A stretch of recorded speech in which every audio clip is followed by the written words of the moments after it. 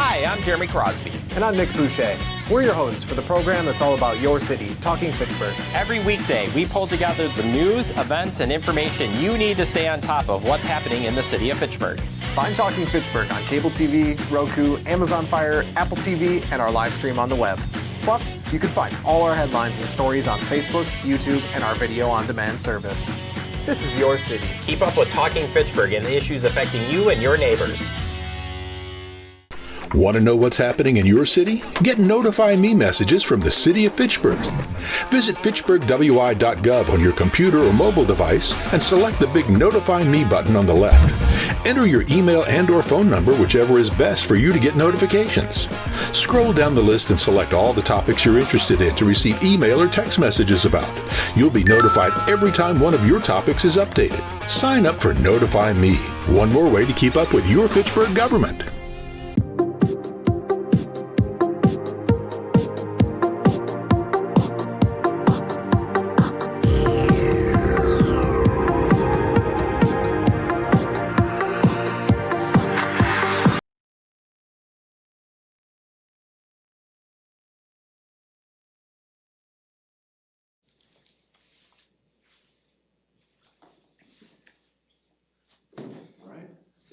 I'd like to call this June 9th, 2025 Resource Conservation Commission meeting to order. First item of business is to appoint the timekeeper. Ryan, do you feel like you could handle that? So just let us know if we're have like a little bit of time left on a subject, so you can kind of look at the start times on the agenda, and as we get close to those, just let us know if we're close or if we go over. If we go over by a lot, let us keep pounding us a little bit more, and we'll try to get back on track. That's wonderful. All right, so Ryan will do that. Public appearances on non-agenda items. Seeing none, we'll go to approval of the minutes from the May 12th, 2025 RCC meeting. Do I have a motion to approve? I make a motion that we approve the May 12th, 2025 meeting minutes. Second. Any discussion? No? Hearing none? All those in favor of the May 12th, 2025 RCC minutes, say aye. Aye. Aye.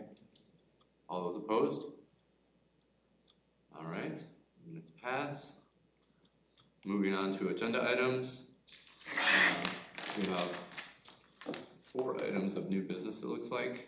And so first is Resolution 9625, Acceptance of Salt Reduction Grant Award. I'll move approval. So, anybody second?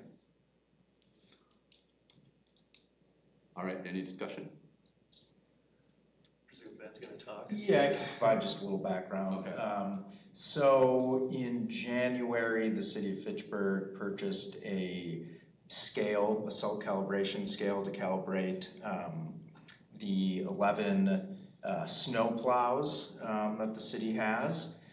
So that's something that the city does every year is calibrate the salt dispensing mechanism. So if you want to put out 200 pounds or 100 pounds per lane mile, whatever it may be, you're actually getting that amount of salt onto the ground.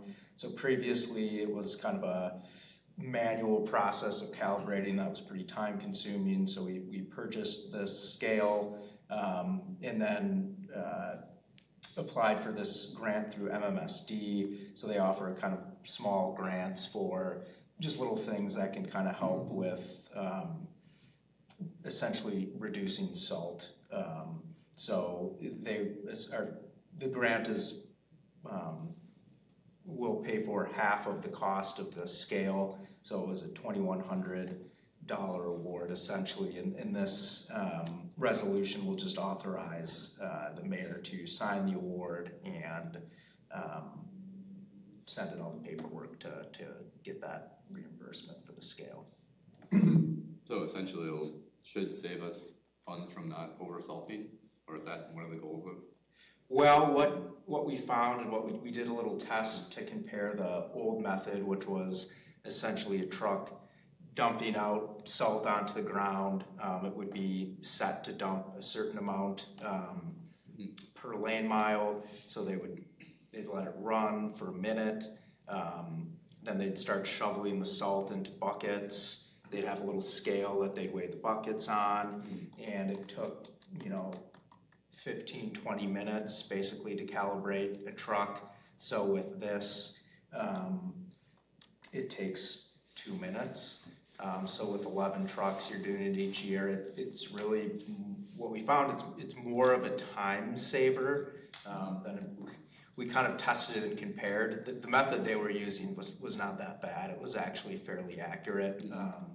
So it's really, it's gonna help just save time, and also that was a task no one really wanted to do. So it'll help ensure we do actually get all vehicles calibrated each year.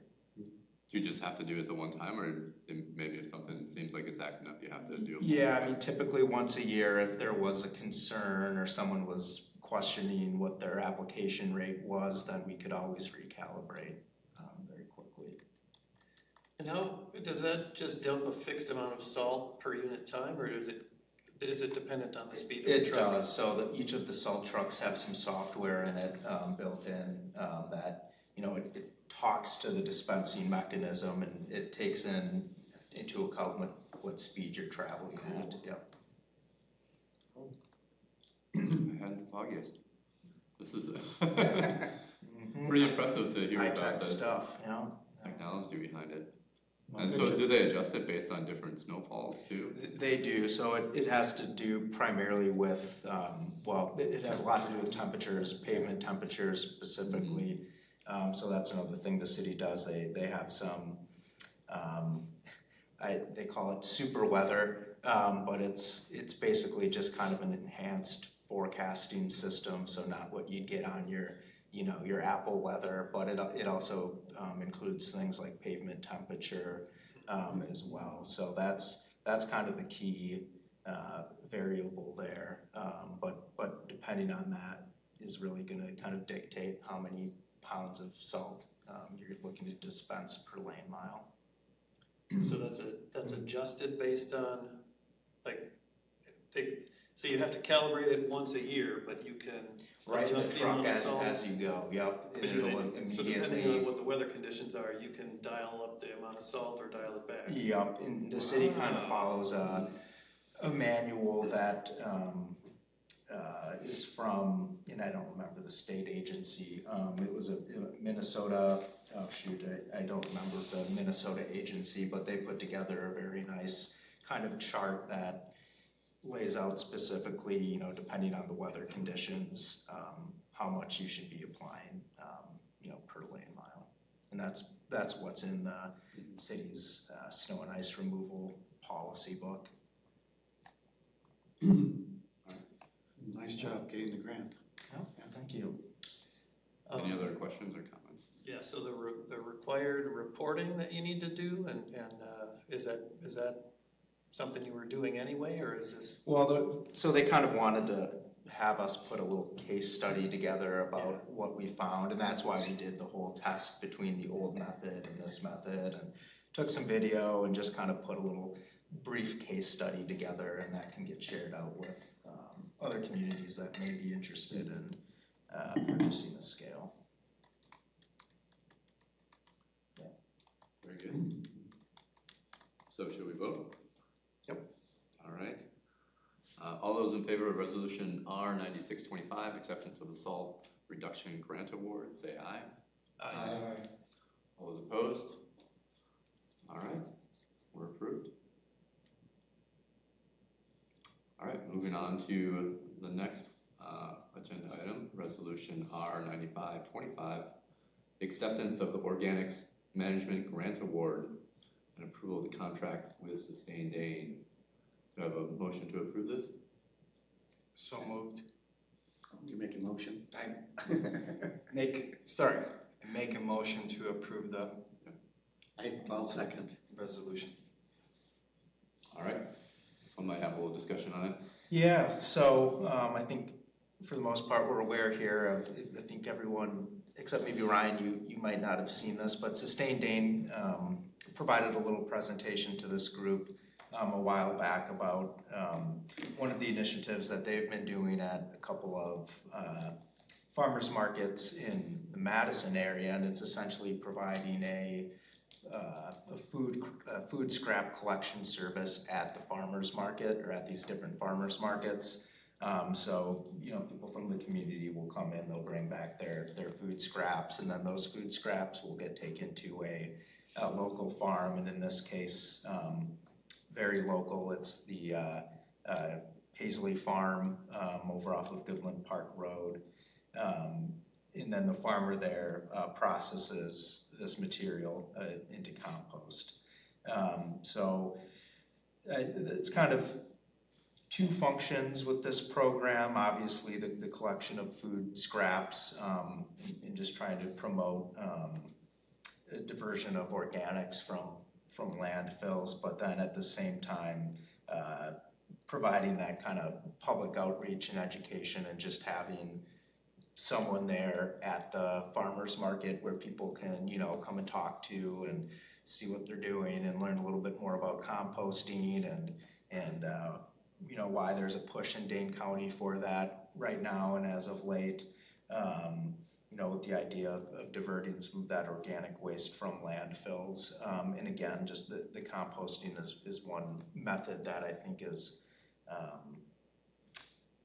something that really anyone can kind of do, even if it's, maybe they don't bring their food scraps, but it's at-home composting or anything that you're doing to not just throw your food scraps in the trash is kind of the message that kind of comes along with this program. So it's a 12-week program. You'd be looking to start in July and run it 12 straight weeks.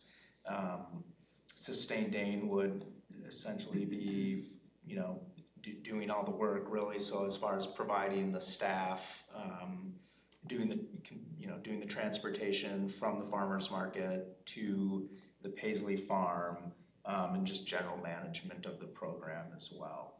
And they'll have like printed materials available. That's my understanding. Yeah, and they'll track the amount of organics that we're taking out, so we'll get some data. metrics from it.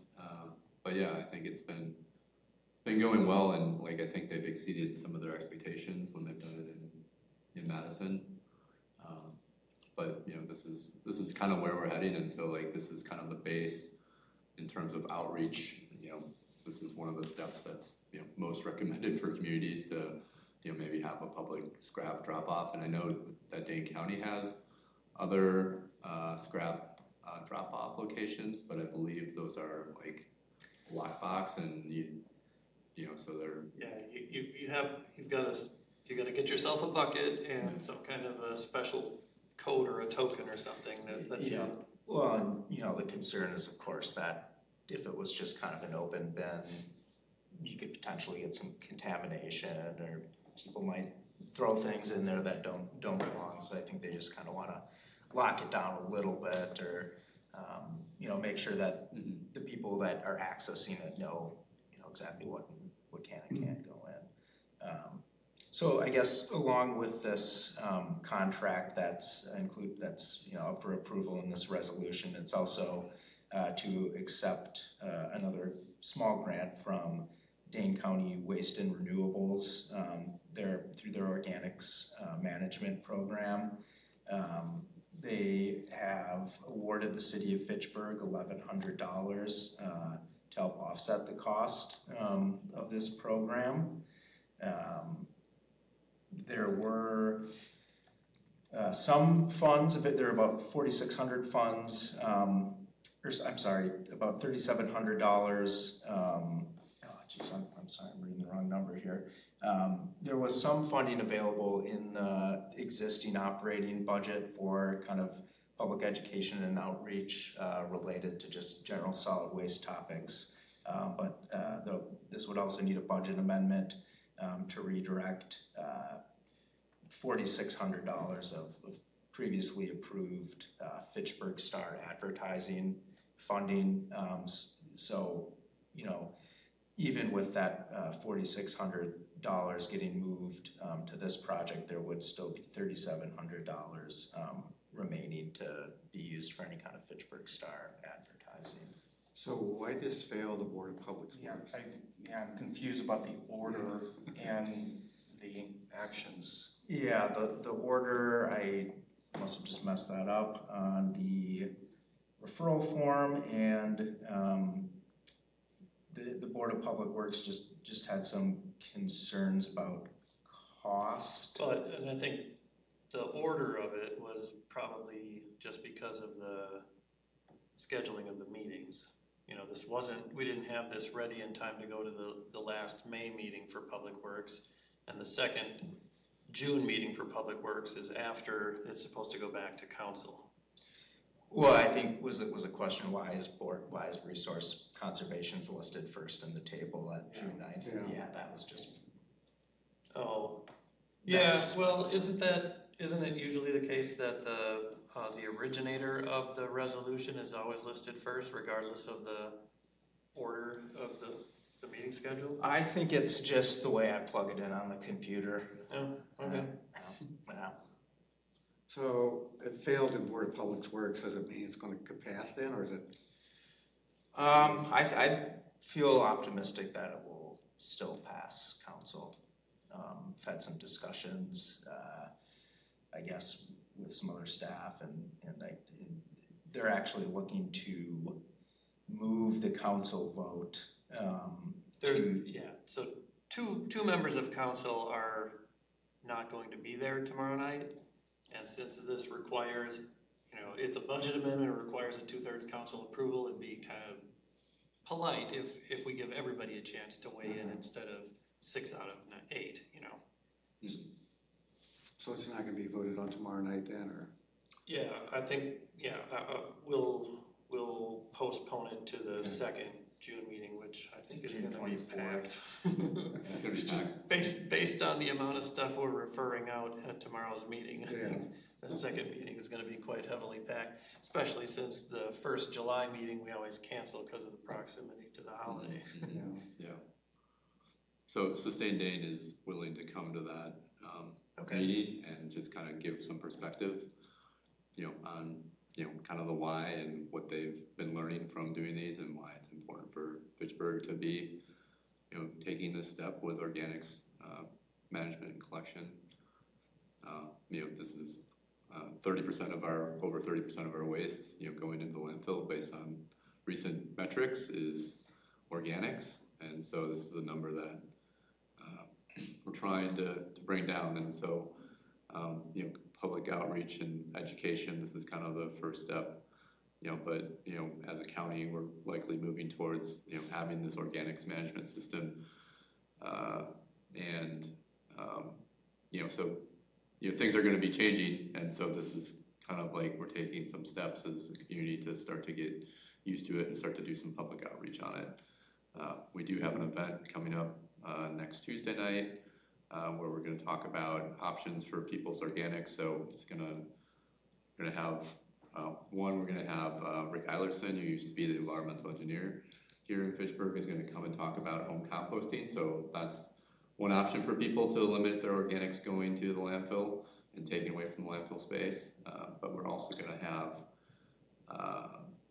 Sustained Dane talking. So they've been doing food scrap collection programs the last couple of years in the Madison Farmers Market. So they're going to come in and talk about that program and, you know, some of the other components around Fitchburg. So, you know, at that time, we're not going to know if it's going to be approved in Fitchburg yet. So we can't necessarily promote, you know, if it's going to be happening in Fitchburg or not. But, you know, they are going to come and still speak about, you know, just, you know, the importance of it and what they've been learning from the other markets. And then we're also going to have Robert Pierce, who's a community farmer out at Paisley Farm. And so some of you may recall, Ryan, you probably don't recall because you weren't here, but he had come to me at like a meeting, you know, once I told him I was out in Fitchburg, he's like, well, we're having a tough time getting a well approved out there, and we really need it, you know, for the composting effort that we're trying to do out at Paisley Farm. And we worked with council and were able to get a well approved, and some language was changed with how that was written. So They do now have a well out there, and he is composting, but it kind of tells the circularity story and the value of the compost. So the compost is getting put on community gardens. Our scrap point would be the closest collection point to the actual farm. And so there's limited hauling distance that our food scraps would be going. So there's definitely a story to tell with what we could do with this pilot project.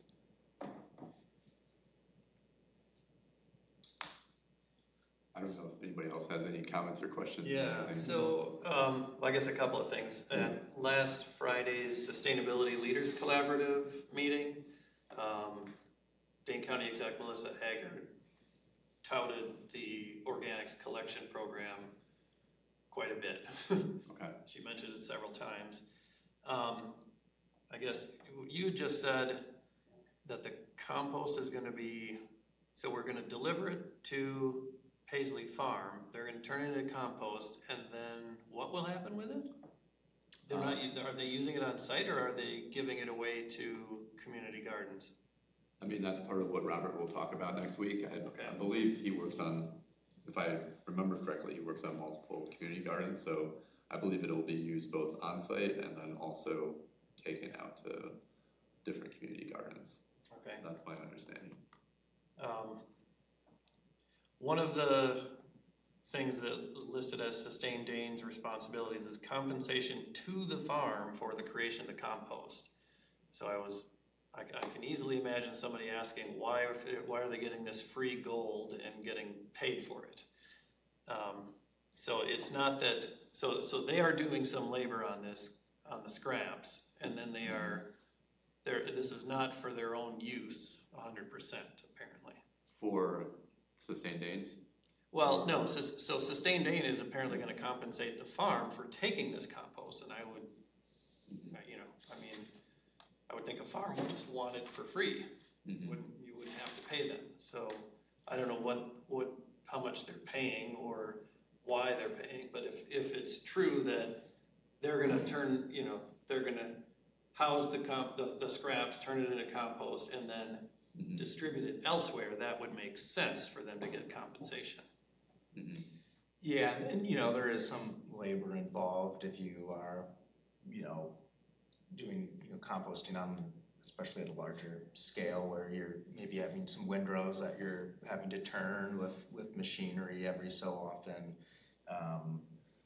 So it's, even at the city's compost site where they compost yard waste, there's some hours involved every once in a while. It's taking temperatures, again the turning of it, so it's not incredibly labor intensive, but it does take a little bit of effort to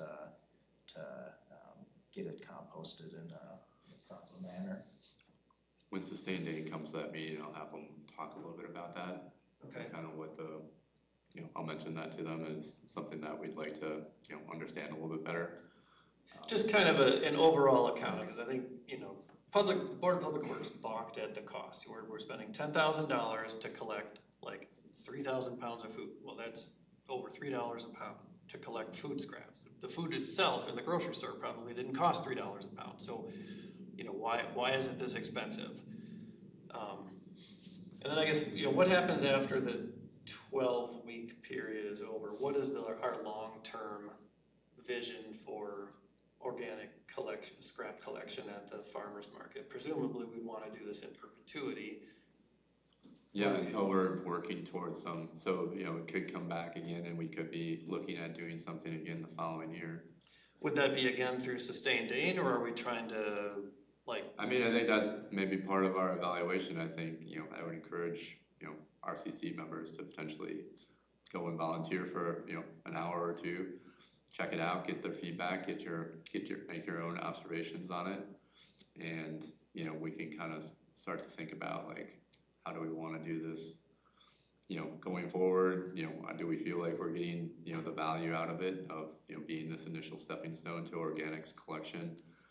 So, those are some of the items I'm thinking about with it right now, and I think, as we get going, I think those ideas will we'll expand, because it's also going to give us information on like where are people struggling with contamination. So what do we need to do in terms of outreach with our articles, with our outreach, as a community, as we start to ramp up to doing this collection. So I think there's value in, learning the things that are, we're going to have to educate out to our community.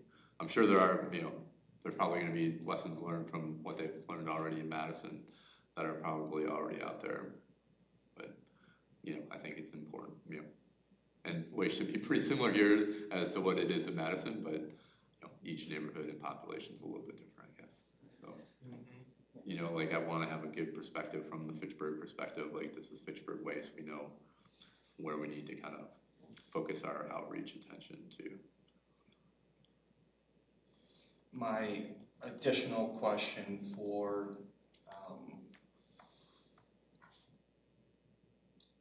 the management is, so full life cycle accounting been conducted? So not only the cost of $3 per pound, but you're burning gas or diesel to move organics from one place to the next. You're running equipment, and the underlying goal is there, but are we adding more CO2 and churn to it just to process it? Realizing that most people don't do this in the backyard where it would be most efficient and beneficial. But I'm just concerned on the whole life accounting to drive food waste around from one place to the next. Are we burning more What's fuel that distance than where it's the distance and all of that? Yeah. Presumably nobody's gonna come to the farmer's market only to drop off food, they would have gone there anyway. correct. I would we can probably make that assumption. So the big deal is the transportation of the vehicle that's taking care of the compost, right? Getting to the farmer's market, and then from the farmer's market to the farm, and then from the farm back to their home base. Yeah, just a whole life consideration. Does this make sense? 2 minute warning, okay. Is there maybe an opportunity some way for us to calculate that? I think. I'm sure there is. I mean, Sustained Dane can tell us how many miles they are on the truck. We could ask them as part of this to help us figure that out. I mean, like that's what they do. And I don't know if they. But that could be part of the final report to us, this year. So then we'd have the information from what happened in our community. We've gone out and made some observations, and then we can make an informed decision on how we want to continue next year. Do we want to? Yeah. I mean, the city has been amassing quite a fleet of electric vehicles of late. Maybe in the future we can use our EVs, which are certainly, going to be responsible for less greenhouse gas emissions than something that's burning gas, and that could be. Maybe part of the lessons learned to, like for it to work for Fitchburg, we need to do. This needs to be transported with EV vehicles, whatever, I think I feel confident in the, the minds that we have out here and the questions that we ask as a community that we can kind of grind through some of those calcs and make sure that we feel like the economics are heading in the right direction. As, we're going to have to make probably bigger decisions on collection, in the future. At some point it's going to be in front of us as, Pelletier coming to pick this up and, and then being taken to the Dane County land, Right. Those decisions are coming down the road probably. And I think we even incorporated that into our last contract, if I remember correctly, right? You remember that, Jen? What's that?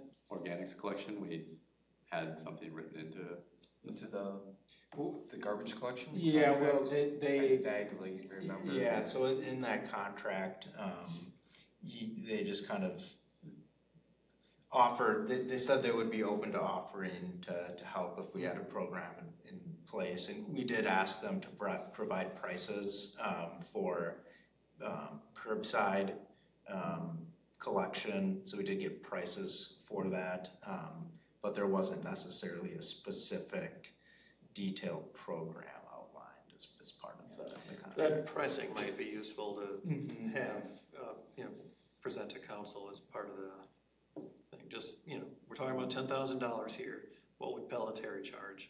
And would Pelletieri have, you know, are they gonna collect that on the same run as the normal trash pickup, or would they run a whole separate route with trucks and, you know? So we did a pilot back in 2012 where there was like a couple hundred homes, and so I was one of the participating homes.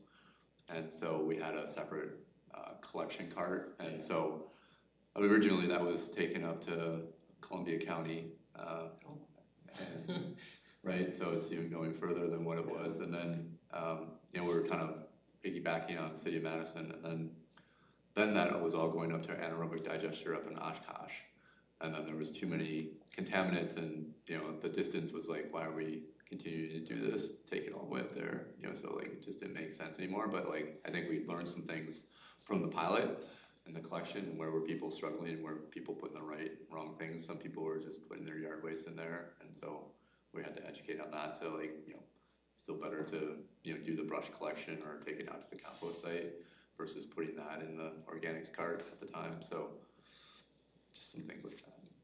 Yeah, it's an expensive process, and I just looked up, there's some private services that will come to your curb, and I think they charge about $8 a month for that service to individual homeowners. So Maybe even more than that. I thought it was closer to like 25 or that's something. just kind of what I looked on a quick search. Green box is someone that doesn't know locally. I thought Yeah. that was. I mean, so it's like with any new technology or approach, it's usually more expensive up front. Clean energy and everything, it takes a while. So I just want to make sure that we're considering, if we do this pilot, you know, that whole life considerations, financial and environmental, that it makes sense. Again, that we're not burning 30 gallons of gas just to compost 1,000. Yeah, and I think, whatever it is. you know, if they can maybe have some promotion or some literature on the home composting as well, and trying to promote that, because that's really, I mean, the most efficient thing you can do. And if you don't want to, and it should maybe say, if you don't want to compost it, ask and see if your neighbors do. Yes, yep, there's some sites now that you can kind of register, it was like makesoil.com or something. I'll have to share it with the group, and We gotta you can register say, hey, if you know, neighbors want to before bring some their, you know, walk over with their food scraps, you can bring it to my house and I'll compost it. So again, you know, that's another nice idea, I think. I think we're approaching 5 minutes over. Yeah. I just have one quick question. Go ahead. Where's the remaining $4,300 coming from? It's gonna be $99.60. Right. That's public outreach and education.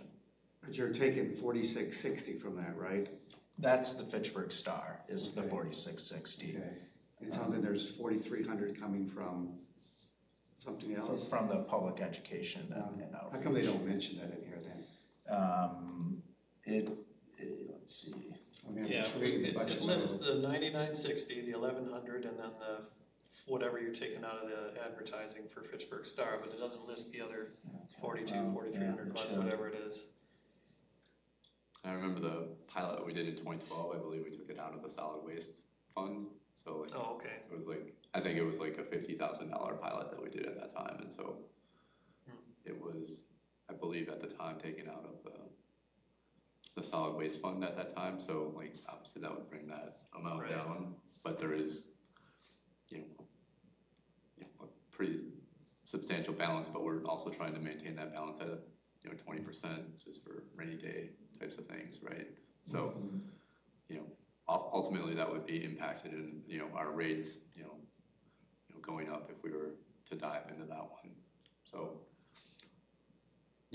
that's, I'm just putting that out there as just for past history. We are 5 minutes over. Any other questions or comments? No.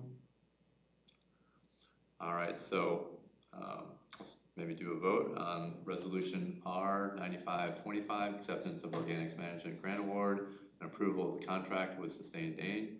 All those in favor say aye. Aye. All those opposed? None?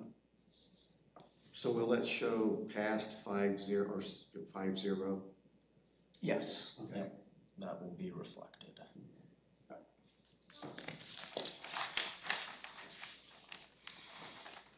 All right, Phil's up. 2024 Energy Benchmarking and Renewable Analysis Report. Take it away, Phil. All right, thanks. Let's get a quick screen share going up here. Which one am I on? Here we go. All right, so should have seen this item pop up in your packet.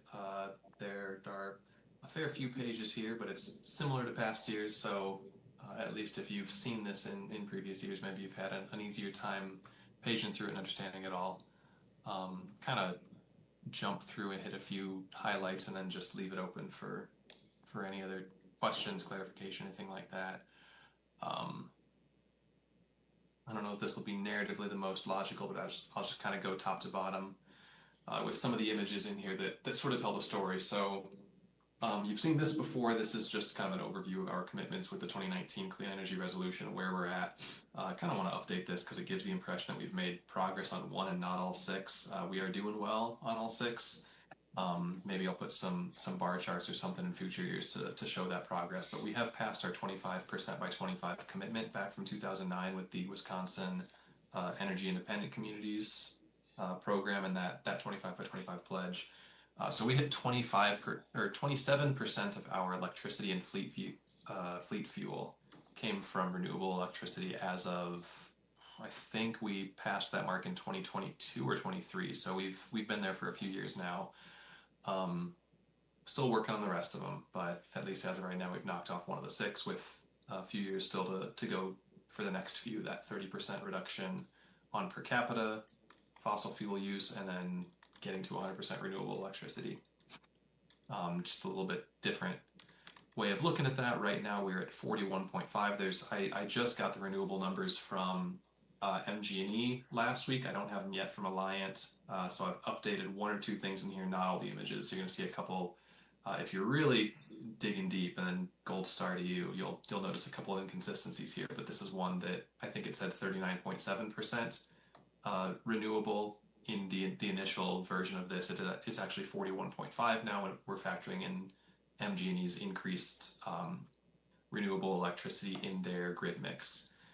But there's that 25% of our combined electricity fleet fuel coming from renewables. 8.6% decrease, and this is not per capita. This is just an overall decrease in municipal fossil fuel emissions, fossil fuel energy use from 2018, which is really nice to see that even as the population has gone up about 20% in that time, municipal, this is not the whole community, but municipal overall fossil fuel energy use is down. And then over a 25% decrease in per capita fossil fuel emissions since 2018. So then that one is irrespective of the population growth, that just per capita we've decreased, which is also great. Or actually, sorry, not irrespective. That factors in that population increase, that it's an even greater per capita decrease because of that.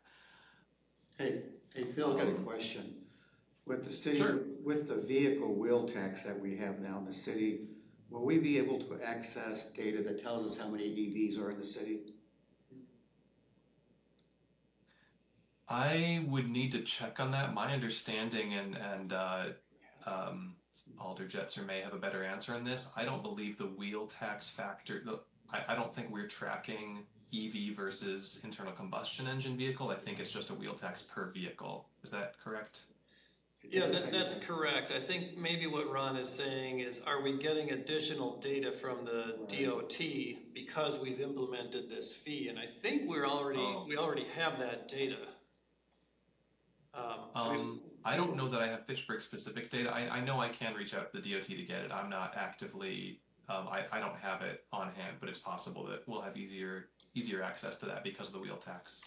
Okay, I mean, we were told that I there's know we approximately did- 25,000 vehicles, so I don't know whether that was the sum total of information that was given to us. 5,000 EV or just? No, 25,000 vehicles in the city of Fitchburg. Owned by Fitchburg residents. Correct. And so if we so I don't know if that was the only piece of information given to us, or if we have the full data set, which includes every vehicle that's got an additional surcharge on it because it's a hybrid or an EV.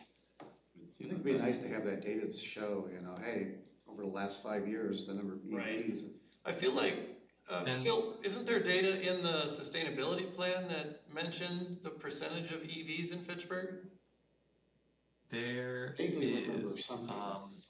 I think we were at 1,200, so we were around, that'd be around 4 to 5%. My number may be incorrect there, but I know we did collect that data for the sustainability plan, and so that's something that we'll continue to be tracking moving forward. Trying to pull up the PDF now, and it might take a minute because it's a pretty large file. I'm trying to remember how Ted. Is it EV? Is it electric vehicle? Yeah, so for battery electric vehicles.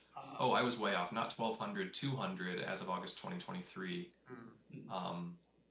So that's where we were almost 2 years ago. Oh, 206. So we can. Yeah, 206 is where we were at. So that's something we'll continue to be tracking moving forward, just because that is one of our metrics for this. So there's some data available with this Atlas EV Hub website. I will probably prefer going directly to the DOT and see if they'll give us that data. If not, this is a good backup source. But you know, whether we have the direct number from DOT because of vehicle registrations, or if we just get something that's a little bit more of an approximation, we'll be able to keep tracking that annually.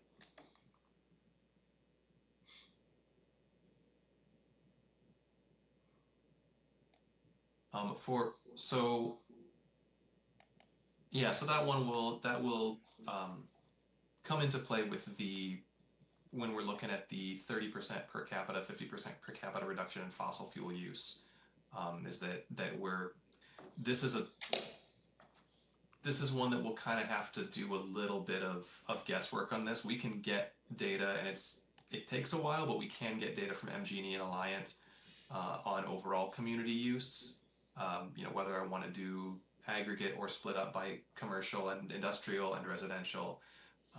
Of course, nobody's reporting total gallons of gas purchased by Fitchburg car owners.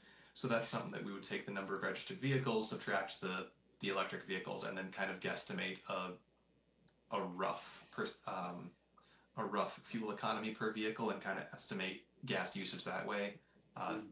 That would be the way that we would be able to kind of estimate the fossil fuel use for vehicles, and that's where knowing the total number of registered vehicles that are electrics would be a factor. Is if we know that electric vehicles are going up, then of course that's going to contribute to this figure here, getting closer to our goals.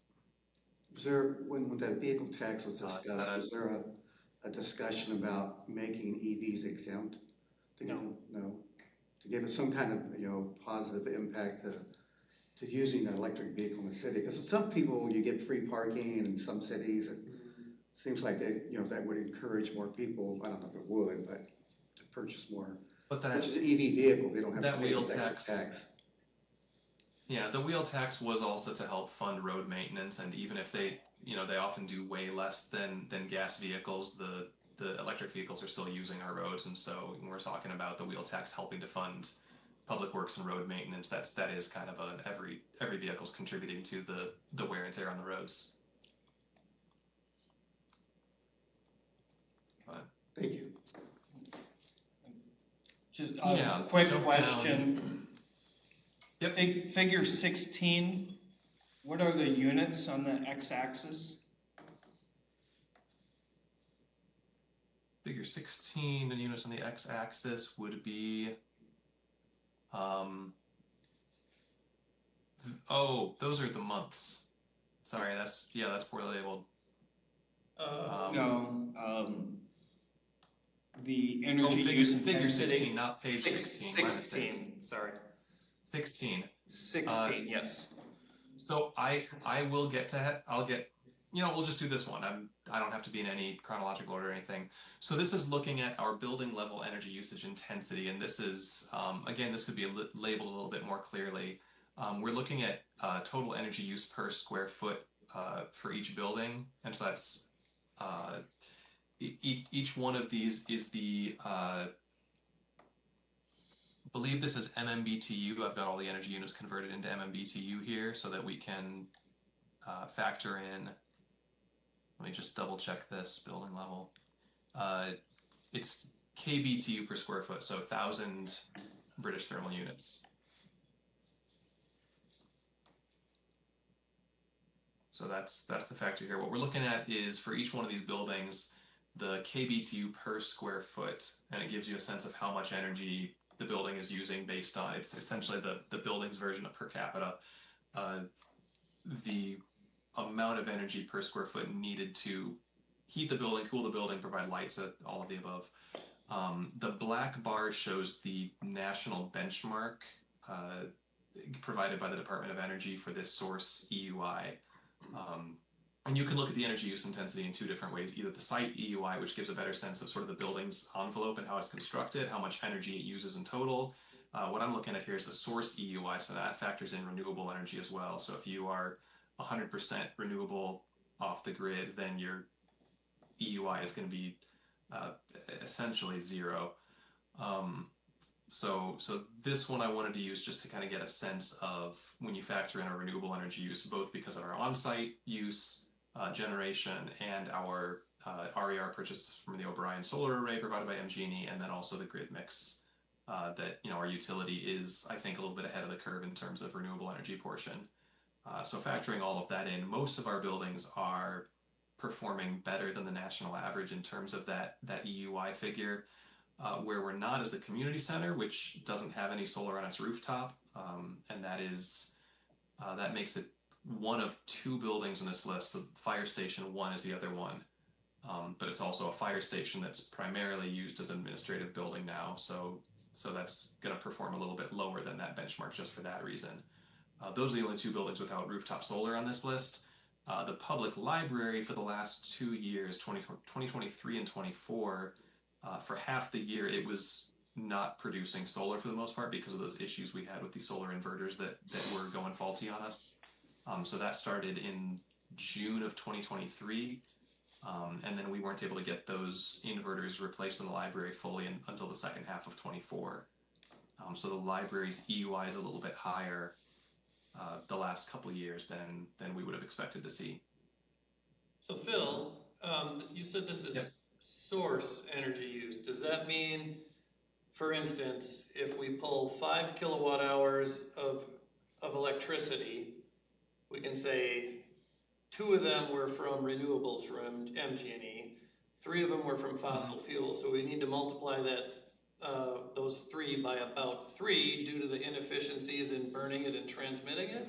Is that taken into account? Correct. Okay. Correct. Yeah. So the source EUI calculation, you do factor in. There is a factor for transmission and distribution, and in fact, this is an interesting one. So the public library, and we could really play around, jump around here. I've got these building level. What page are you on? 15. So I have these building level graphs as well that show for each of the municipal buildings, their energy profile over the year. As well as a table with kind of all the different relevant energy usage and cost figures. Do I want to go forward or back? Let's just play around and find out. There we go. So on the second page for each one of these, you see the year's energy profile, and each month what was the breakdown of the energy usage, and then finally what was the portion of net usage that was provided by renewables. This number for the library really hasn't actually changed much in the past few years, despite what I just mentioned with those inverters. The renewables to net use in 2022 was 44%, 2023 was 42%, and last year was 43%. The primary reason for that is that energy that would have been produced by solar on the library's rooftop, the library essentially bought more from the O'Brien solar grid when the sun was shining. So we kind of had a one-to-one trade-off there with still using solar for the library, But then where this comes into play is that solar energy that we purchased from MG&E through the O'Brien solar array, it still has transmission and distribution factored in. So when you do that source EUI, you essentially get more points for having it on your rooftop than for purchasing it from the grid, because on your rooftop there isn't that distribution factor. So that's a really important point here with the source EUI, that even when we're buying renewables from the utility, that means that we don't have an EUI of 0 because there is still distribution loss factored in here. Phil, you were on the library page there. There's a pretty big jump between November and December of 2024. Is that due to the problems with the chiller?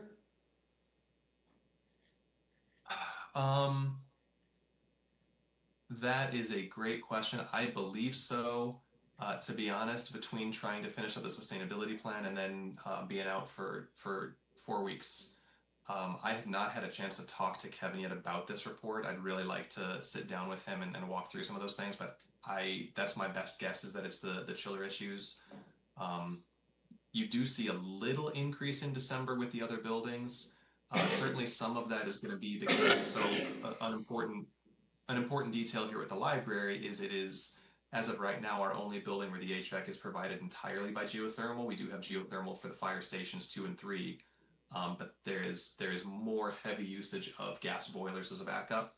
For the library, it's pretty much exclusively geothermal, and that means when it gets colder, as it did in December, you're going to see an increase in electricity use for that reason. So that's going to be part of it as well. It's just that's showing increased geothermal usage there. I don't remember how cold December was, but I remember January was pretty darn cold. So December was shockingly not cold, but still more than November. Yeah, right. Yeah, so that's seeing this higher than January, February of last year, definitely some equipment issues I think factored in there as well. Okay. But I'd have to ask Kevin about that. There is a small chance that I also have some double counting in there, but I don't think that has happened occasionally, is when I'm doing data exports from MG&E. Just the way that things get exported, sometimes some duplication happens, and I think I caught it all, but I can go back and check that as well and make sure that I don't have any data duplicates in my charts here.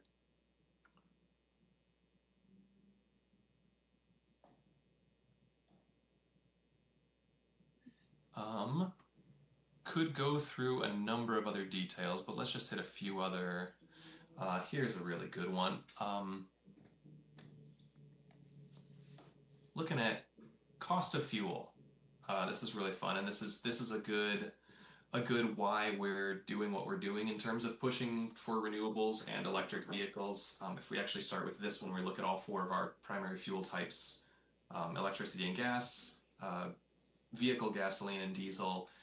You see a pretty significant, and we all know about this, there was a pretty heavy post-pandemic inflation. Kind of everything spikes, and we all felt it when we, unless you drive an electric vehicle, when you went to the pump, you'd see that price increase, and you feel that pretty heavily. Same thing with fuel costs for our homes. So we saw that with city costs as well, is that prices had been stable or even decreasing in terms of vehicle fuel, and there was that increase between 2019 and 22 that has kind of dropped, leveled off. Just really illustrates the volatility of fuel prices. Really good reason to keep trying to switch away from natural gas to electricity, and then replace that electricity from fossil to renewables as much as possible. Of course, there's a cost to install solar to do the transmission and distribution, but then the cost of that solar is nothing. The sun shines for free. So you can project out the 20-30 year cost of that solar grid, because you know what it costs to build it, and now you just average that cost across the lifetime of the equipment, and the electricity is always free. We see the same thing here when we look at fuel prices. The solid lines here are the fuel cost, and the vertical bars are our fuel usage by year. So our fuel usage for gas and diesel for our fleet has remained fairly steady, a little bit of fluctuation year to year, but fairly steady. And it's going to start decreasing now as we add more electric vehicles to the mix. But that spike in gas and diesel pricing meant that we spent quite a bit more, despite having a decrease in fuel usage from 2020 to 24, our overall cost has gone up, our overall dollars spent on our fleet vehicles. And so the more we can transition those to electric, the more stable our pricing is going to be over the long term. It'll make it easier for us to budget year to year on gasoline and diesel costs when we can just kind of keep decreasing the number of vehicles that are subject to that fluctuation. So that's the biggest reason that I have these charts in here. You can see that with 2020 to 2022, that spike of, we decreased our overall usage by, I don't know, 5%, not a tremendous amount, but it did go down. And still from 20 to 22, our gas price, our total dollars spent on gas nearly doubled, and it did double for diesel in those 2 years.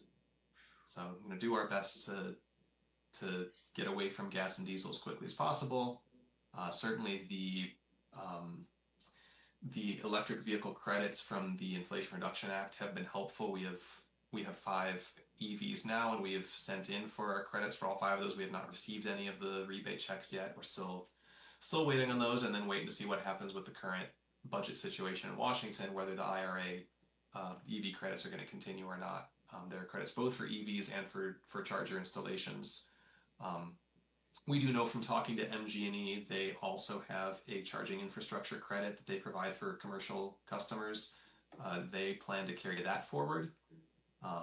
So if we do want to do some more charging infrastructure expansion on our campus to support future EV fleet development, we'll still get some credits from MG&E for that. It's just not certain whether the federal credits will still be there.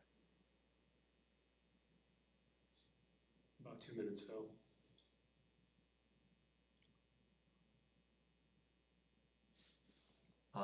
Something else that's pretty relevant in here with stuff that's going on right now in Fitchburg. If you look at the last few years, we have an increase. So I did say that we've got a total decrease in our MMBTU usage for the municipality. That's primarily coming from natural gas. Again, this merits a conversation with Kevin. I'd love to know what the big successes are there. You see a big decrease in natural gas for public works, also for the fire stations. I suspect that means a little bit more, a larger proportion of the geothermal being used there, but I think it's also just when we haven't had as brutal of winters the past couple of years, and so we've seen natural gas use go down. Electricity use has still been going up, and this is primarily driven by higher usage with our, the dark blue here and the light blue are the water utility and street lights and traffic lights.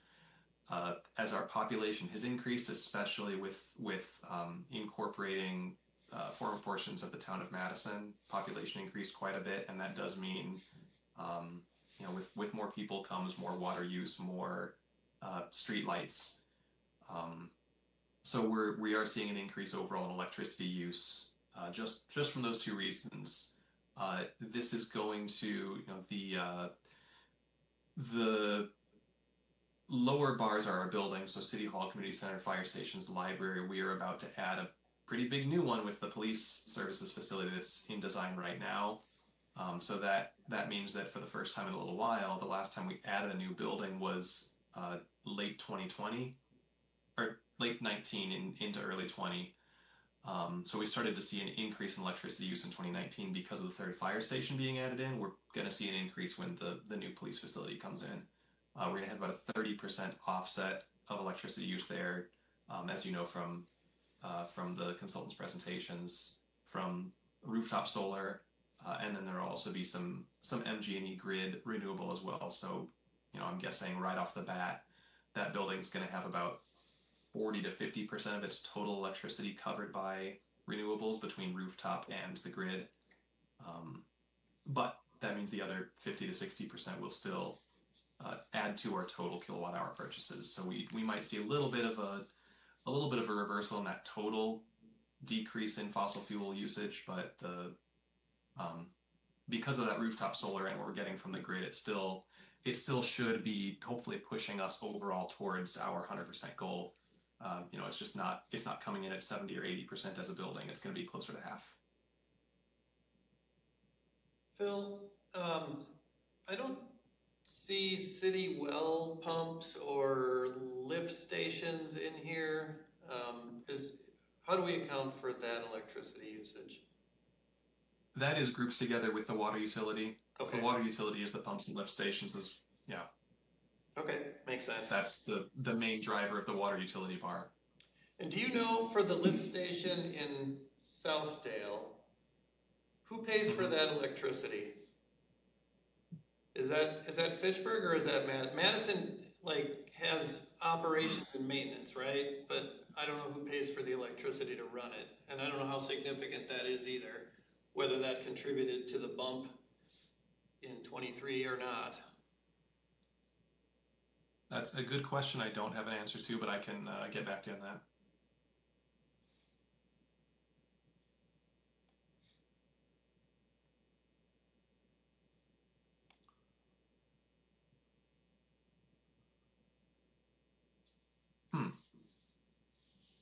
Yeah, I don't know. I'll have to ask Tracy would be able to tell me about that, and I'll check in with her. Any other questions or highlights, Phil, that you want to go over for now? No other big highlights. The tables at the bottom are kind of a nice high level overview of just sort of the progress we've been making year by year. So here's this decrease in total fossil fuel MMBTU per capita here. So based on the 2019 Clean Energy Resolution, we're using 2018 as our baseline there. And from 2018 to last year, we've had a total decrease per capita. This is where we're getting that 25% decrease per capita in fossil fuel usage for the municipality. We had a really big jump in the past couple years. So this jump to 2022 from 7 up to 11% is when we started incorporating the O'Brien solar array. From 13 to 25 was we've had a further decrease in total fossil fuel usage, but also that, finally factoring in the population of primarily Southdale that got added in. So that kind of, between the addition of the police services facility and the addition of the population from Southdale, I think those two kind of balance out. Once the police facility's in there, we might drop down closer to about 15-16% below our 2018 figure. But it's been nice, fairly steady progress over time with a couple of big situational jumps for those reasons. And kind of similar with the electricity usage, we've slowly been using a little bit more as a municipality every year, and a lot of that is, there are a few bumps because of buildings, but it's primarily driven by more water use, more kind of street-based infrastructure that's using electricity, but we're also getting more and more of it from renewable sources. This is that inconsistency. This should be 41.5%. Just haven't updated that table yet. But we're still over 40% here as of last year with renewables. And as of early last month, all of our inverters are operating. So hopefully that keeps up now. We had one more over the winter that died on the West Fire Station, but that has been replaced. So we're back to full operating capacity on our rooftop solar arrays, which means for the first time, I guess this year will be the first time we have more than half a year of full solar production since 2022. Do you think we're going to make it 100%? Yeah, no. Need to get those inverters. We got a police keep facility needs to be coming online by then. So. Mm-hmm. Yeah, and I guess one other comment I'd like to make on city electricity use from renewables. I think we might have some competing metrics here. So like, it would be good for us to transition away from gas and towards heat pumps for everything. But doing so is going to increase our electricity use while at the same time decreasing our per capita fossil fuels. Yeah. So I guess, just as long as we all keep in mind that this goal we put in place in 2019 maybe wasn't 100% correct.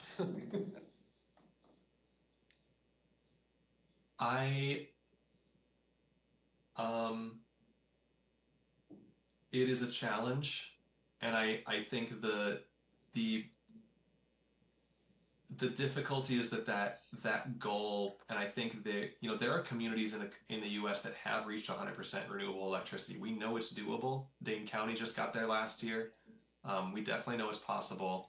2019 did not give us they didn't give us kind of a roadmap on how to get there, and that's sort of what the goal of the sustainability plan was this year. Your point is well taken. Switching from gas to electricity is still better overall in terms of emissions, but you're right, it takes us farther away, even if just incrementally, from that 100% goal. We will hit a point close to 2030, I assume, where there will need to be a conversation among city leadership, among council. Where are we in terms of that 100% goal? How far away are we from it? And what would it cost to essentially buy down the rest of it with renewable energy credits? That's what the county's done. That's what Sun Prairie has done. And I think realistically, it's just not feasible for the city to purchase enough solar and battery storage to get to that 100% on our own. So we're kind of dependent on our utilities. Alliant and MG&E are both making good progress, but they're both also not even at 50% yet. So will they be at 100% by 2030? Probably not. So I think that's what we're going to be looking at once we get to 2030 is what's going to be the cost annually to buy down to offset the remainder of our electricity emissions, and is that where council wants to spend their money?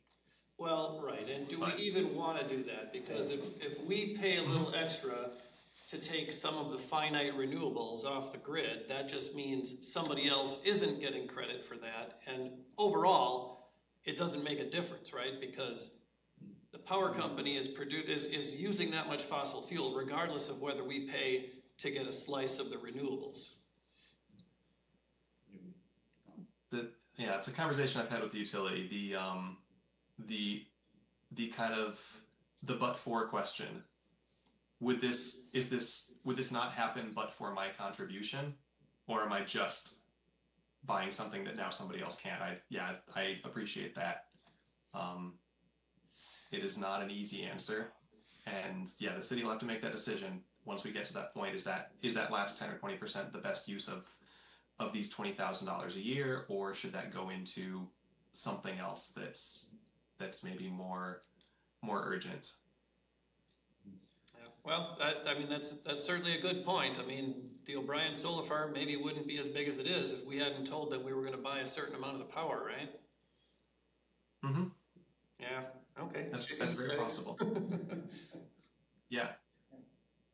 But I mean, certainly if I know the city has a lot more priorities than just the things I'm looking at, but even when I just look at the goals in my sustainability plan, if you asked me, you said, hey, you've got $100,000 to spend, what are you going to put it on? I wouldn't put it all on reducing emissions, because there are a lot of other areas that merit that funding. It's alternate transit and it's expanding our bus routes wherever possible. It's putting money into local economy and the healthy neighborhoods. It's investing in public health, and yeah, there's so many different places. I wouldn't presume to say that this is the only place where we're going to need to spend that money. We're about 10 minutes over on this item. Phil. Oh, sorry about that. Comment and a question. So first, just wonderful data to make decisions on in the future and understanding where we are. Then my question is, community-wide consumption. Are we benchmarking all community-wide energy in Fitchburg? And I know there is a goal for community-wide reduction, but I'm not even sure if we're benchmarking it to see where we are city-wide, all the residences, all of the businesses. Minimally, just get an understanding where we are. Are we increasing 10% a year? And I know that we have much less levers of power, to ask residences to do X or businesses, but is there a future where we at least benchmark where our city is in these same types of goals?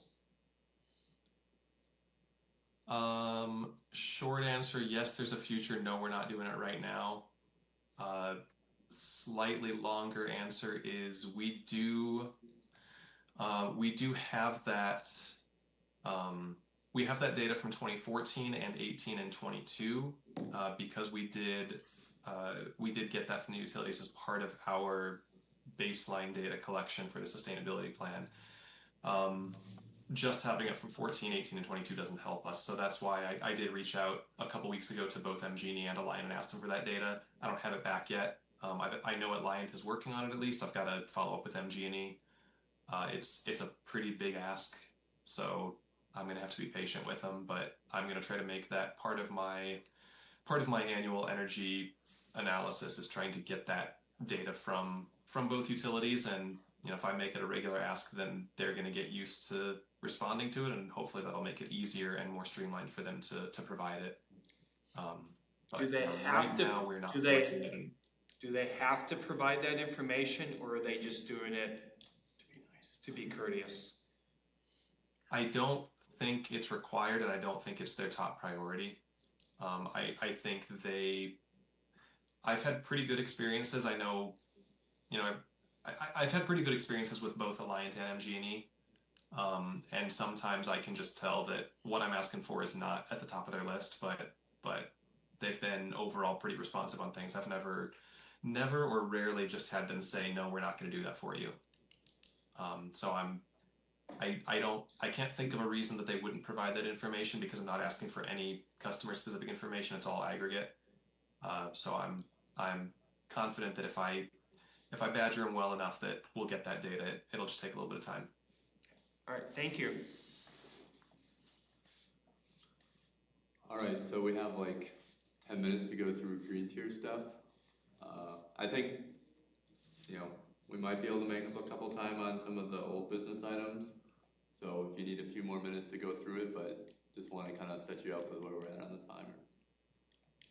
Yes, well, I can help you with that. There is that the green tier.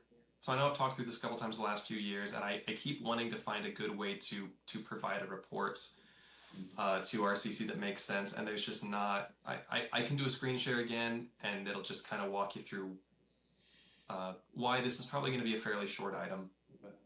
So previously, what we did for green tier is there were a number of metrics. There was kind of a whole table of metrics that we'd fill out, and it would show you year by year progress on all of them. And then there was also a Word document or a PDF that was a narrative report.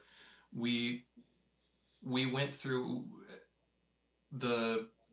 essentially we found out that was too cumbersome for a lot of the green tier member communities, as well as them not feeling like a lot of them were necessarily relevant to the goals of green tier. There was kind of a scoring system in there that didn't necessarily make a lot of sense. It felt sort of subjective, like, hey, we've got 450 points this year. We added 5 points because we went from Soul Smart Bronze to Silver. Why is that worth 5 points? Nobody knows. Someone just decided it kind of arbitrarily.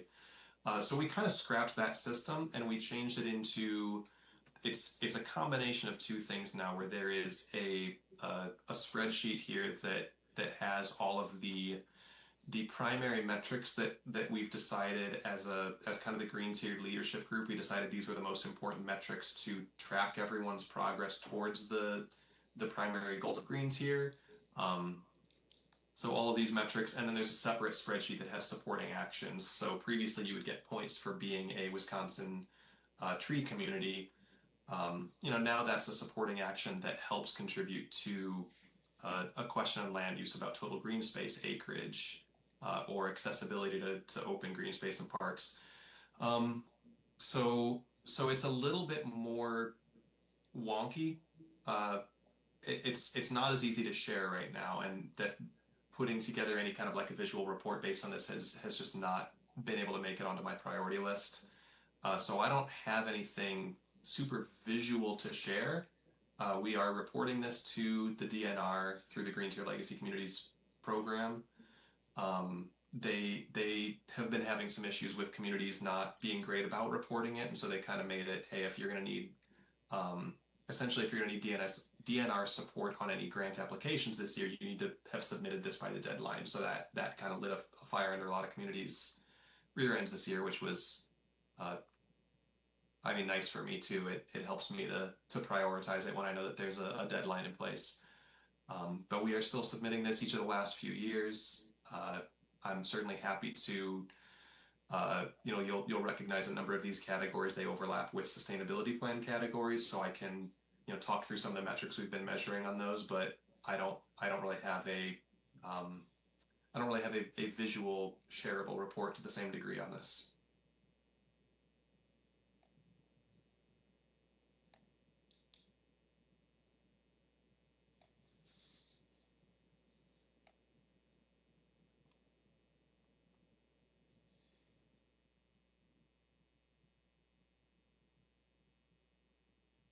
Any comments or questions, or are you looking something up?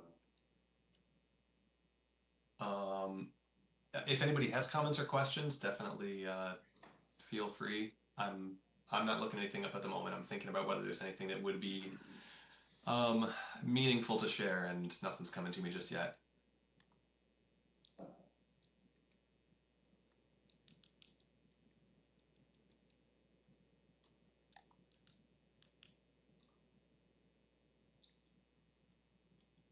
But just maybe, yeah, big picture on green tier, you think still valuable for us to be, a green tier community in the state of Wisconsin? Yeah, I think so. So I guess I can stop the share for a minute here. It's visually distracting probably. So I'm going to guess at least Ryan may not be familiar with this, possibly others as well. I don't know how often I go through this in detail. Essentially, the DNR started the Green Tier Legacy Communities program back in about 2010 or 11. This was essentially a way to create a network of smaller communities. So like Madison is not part of Green Tier Legacy Communities, but a network of smaller communities around Wisconsin that have environmental goals and kind of struggle in terms of resource allocation, available funding, staffing, things like that. It was a way for us to network, share resources, share ideas, and kind of set similar goals and keep each other accountable. So the DNR has been managing this for the last, I guess that's 14 or 15 years. We've been a member since the beginning. And what happens through the Green Tier Legacy Communities is we have a quarterly meeting for all members where there are different presentations about, in the past few years, we've actually hosted one where we talked about some of our renewable campus improvements in Fitchburg and our progress on renewable energy. We've had presentations on urban tree usage and inventory, on stormwater management, and kind of some new developments in green infrastructure, on green transit, incorporating equity goals into some of our other sustainability metrics. So it's a lot of really valuable resource sharing and presentations. The cost is pretty minimal. It's maybe 20 or 30 hours of work for me, maybe not even that much anymore. Now that we've gone through this score sheet a couple times, it's become easier to source all that data and report on it. So it's maybe 20 hours for this report every year, and then the time to attend those meetings. But that networking and resource sharing and being able to learn from these other communities is still really valuable, and is providing a lot of insight into what we're doing in the city and how we can make improvements we haven't thought about yet. I'm still really happy to be in Green Tier. Okay.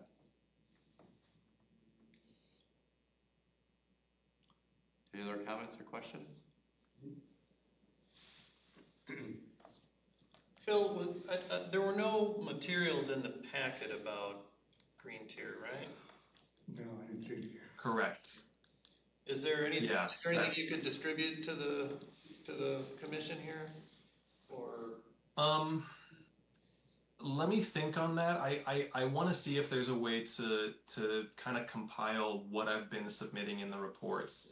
The thing that I really liked a lot from the past reporting system was that you just added a new column each year, and so you could see your progress year by year on what you had added, where metrics had changed.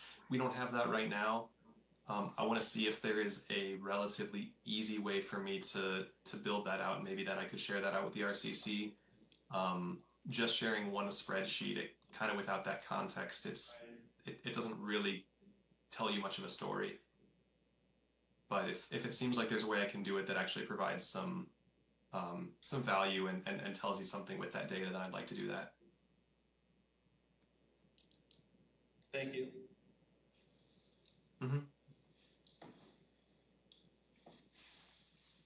All right, moving on to old business. So agenda item 5A, 2025 RCC event planning. Kim and Chris. So I will take the duties on that. So Kim has been involved. We've also been involved with our other community outreach subcommittee member, Sharon, and also courtesy of Ben, put together the flyer for the event, which I believe I distributed to everybody, right? Look good. It was kind of spinning at the end of last week, so everybody should have that. So the event is next Tuesday, so if you could, if you have social media channels and you're able to circulate that within your neighborhoods. I don't know if an event was made for it, Ben? I would have to check, but I can do that now. But, we do have the flyer that's getting posted. I think Ben's posted around the campus. We have Sharon, who's on our subcommittee, who posts those flyers elsewhere around Fitchburg, so you may see those at other spots around Fitchburg. I think we'll also make sure that the library can do some outreach on it. If there is a chance to do a green e-news, so we have a green e-newsletter that goes out to approximately 200 people or so. I don't know how big that list is nowadays, Bill, but if there's an opportunity to get something out on that at some point this week, we'd appreciate it. I believe Ben was. Yes, we plan on that. Yeah, Ben was also putting stuff onto the website, and so we're doing kind of our standard for doing outreach on the event. The event itself, I think I talked about it a little bit earlier, so I won't go. But we'll have Rick Eilertson talking about home composting. We'll have Sustained Dane talking about food scrap collection and organics collection in general around Dane County. And then we'll have Robert Pierce, who is the community farmer that works with the compost. So talking about the story of our food scraps and the value of what he's doing with those scraps instead of them being landfilled. So we will have Ian's Pizza has provided pizza for the event, so they've been very supportive of our past events. They like to support sustainability events, and so they've always been supportive of us and given us pizza for these types of events. So we will have pizza. Vegan or gluten-free options? Do I have gluten-free options? I'm sure they do. Or vegan options? Yeah. We certainly do have vegan. Ian's has both of those. I don't know if anything is going to show up though. Yeah, I know at least the vegetarian is something that they always provide, but we'll have to ask about the gluten-free option if they can make one of their pizzas gluten-free. That would be nice. So these events, just typically we try to keep them at about an hour to an hour and a half. So in the past we've had the 2.5, 3 hour events, and we see people, their eyes glazing over. People are busy, especially this time of year. So we try to keep the events efficient and get through the content, but also leave some time for the participants to ask the questions. So if you're able to help promote, we'd appreciate it. Of course, welcome to attend as well. So again, this will be next Tuesday night at the library from 6 o'clock to about 7:30. Is there a link somewhere to share? Well, should be shortly. Yeah. I think he's working on a Facebook event type. Well, also if you go to fitchburgwi.gov and scroll down at the calendar, click on community events. It should show up pretty soon. That's the one you're working on? Well, it should be created soon. Okay. Okay. So we'll get that and share that out again. And I typically send a reminder out to people to do their promotion. So sometimes I'll use the image of the flyer and just do a simple Facebook post in the Swan Creek subdivision. So this isn't going out to, if you're on Facebook, it's not going out to all my friends. It's just going out to my neighborhood. So you know, and I always look at that as, you know, just letting people know about a community event that's coming up. And so I tended to do that for our environmental and sustainability events, and people, you know, have appreciated, you know, getting the word out about that type of event. And where is it again? It'll be at the Fitchburg Library in the main meeting room on the second floor. So, trying to think of anything else about the event. Does anybody have any questions about it? I don't have Facebook, so I reached out to our neighborhood association. Okay. See if they can post anything on their Facebook. Perfect. And if people don't eat the pizza crust, is Sustained Dane gonna take those food scraps to the farm? I normally take the leftover, somebody, you know, RCC member normally takes the leftover pizza home so that it doesn't go to waste. On an e-bike, so. Are we gonna have a bin there for the crust, you know? Yeah. Some could put their crust in. We've asked people to bring their reusable water bottles, so we'll try to be, you know, we try to think through that. You know, I know we did like a EV event and somebody brought like a big case of plastic water bottles to the event and just told us put those on the side. We've got a cooler with, you know, way that people can get water at the event. So we try to be conscious about that as best we can with, you know, what we're putting out at the event and trying to make it follow the theme of what we're trying to promote, right? So there may be some, you know, if you want to come a little bit early, you know, we always could use a hand setting things up. So if you got there like around 5:45, if you do plan to attend, that would be helpful. You know, and then the library does close at 8 o'clock, so we normally, you know, pick up the chairs after people leave quick. And with a few of us doing that, it takes just a couple minutes. So again, that's coming up next Tuesday, starting at 6 o'clock at the library. Fitchburg, so I think moving on to Fitchburg Star articles, how are we doing on time? We're good. We got 10 minutes. Still got another 10 minutes on that last one if you want. Well, I'm not going to do anything if we don't need you. I mean, all questions are asked. Is there anything you want to say about Plastic-Free July or Green Thursdays or? Yeah, that's kind of all the other things that are coming up with other agenda items. So, Kim sent her article out for us to review. It looked good. I didn't get a chance to review it before her deadline because I didn't review it for. I mean, I thought it was like a 10-minute deadline. She sent it out. I didn't look at it. She said respond by 4, and I didn't notice it till 5:30. Yeah. But it was a good article. It was a good article. I thought it was pretty well written. You know, there may be some verbiage things that the editor decides to change, but I thought overall, like, I thought everything, all the data and information that she provided, I thought was really good and persuasive. And kind of hits the mark. She's written a lot of articles for us, so she knows what we need to hit in terms of those articles. So that article is in. We do have a list that I was trying to share, and maybe we can work on making sure that it's shared as part of the minutes, but we had kind of articles projected out for several months. Maybe I can try to pull up our meeting minutes real quick. There It's was in the a agenda package. Yeah, there was a table in the You have it in there? packet. Okay, I can share my screen too. Okay, why don't we do that real quick? Yeah, it's page 68. Share here. Oh, there it is. Yep.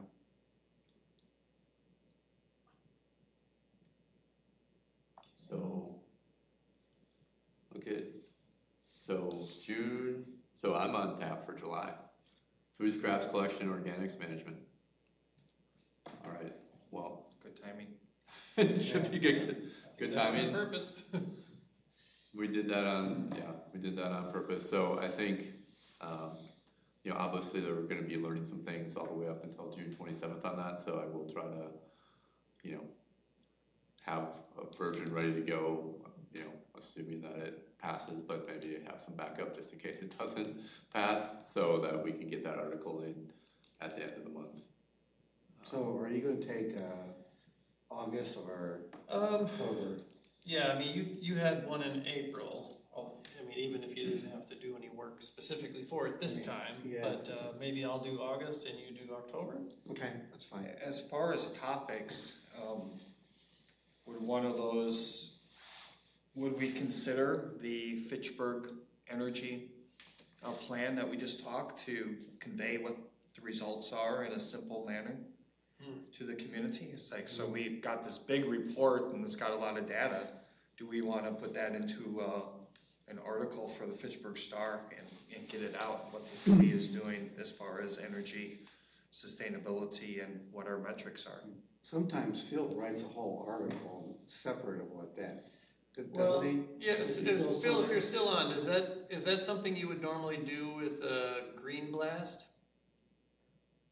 I would put it in the Green e-newsletter, but it's a pretty different audience. So to Chris's point, there are probably about 350 subscribers to Green Fitchburg's, that Notify Me group. I bet 50 to 100 of those email addresses are not active anymore, so putting something in the Star might be good. And it can kind of be... Maybe we could get two articles, like if you have that report, like, you know, I mean, we can always have a backup article in the hopper, you know, for another month. You know, I do think we want to get the food scraps out there, but, you know, and Andrew seems pretty, you know, but like, I kind of like, you know, you have the information now, so I'd also like to get that out there, but I don't, you know, if you're just sharing that information, you know, maybe they want to use it for content and... Yeah, I think it would be part of, so what they like to see for the Fitchburg Star is something that's a little persuasive and kind of a call to action, and this isn't that, but what the energy plan could be part of is a larger article about, hey, we've just passed this sustainability plan, we're going to start not just doing things as a municipality, but asking the community to also, you know, to also look at where they can take steps. So there could be an article that's just about sort of the climate goals and supporting actions from the sustainability plan, and this can be one kind of here's the city leading by example point in there. So you just think we could do a separate submittal at any time with that information whenever you might have it ready? And either way, it could be I could reach out to the Star and ask about a separate submission, or it could be or we can make it on RCC. A Star article as part of the RCCs. I'm fine either way. It's probably it's easier to just get it in because RCC has the commitment, but I can definitely reach out to the Star and see if they would if they'd also write something separate. They have not covered the sustainability plans being passed yet, so it might be nice to get something about that. Yeah, I mean, I think either way, whatever you prefer, we could. I can reach out to them first and see what they say, and if they're amenable, then I'll just do something separate. If not, then maybe we do a Star article. Okay. And if it's more timely to do that because we're just kind of new with the sustainability plan and you have this data report, that maybe makes sense for August potentially, and then Ron and Bill could take October and November, something like that. Sure. Oh yeah, nobody's listed for November and December yet. So I think we have a lot of options, so I think maybe we'll update that to also have the August as the climate or sustainability plan submitted by Phil as an option. But I think it makes sense to try to shoot to get it out there because we have all the information right now, so maybe just make the decision and just target that for August and move Ron and Bill down to October and November if you guys don't mind that. No. That's okay. Yeah, fine. Okay.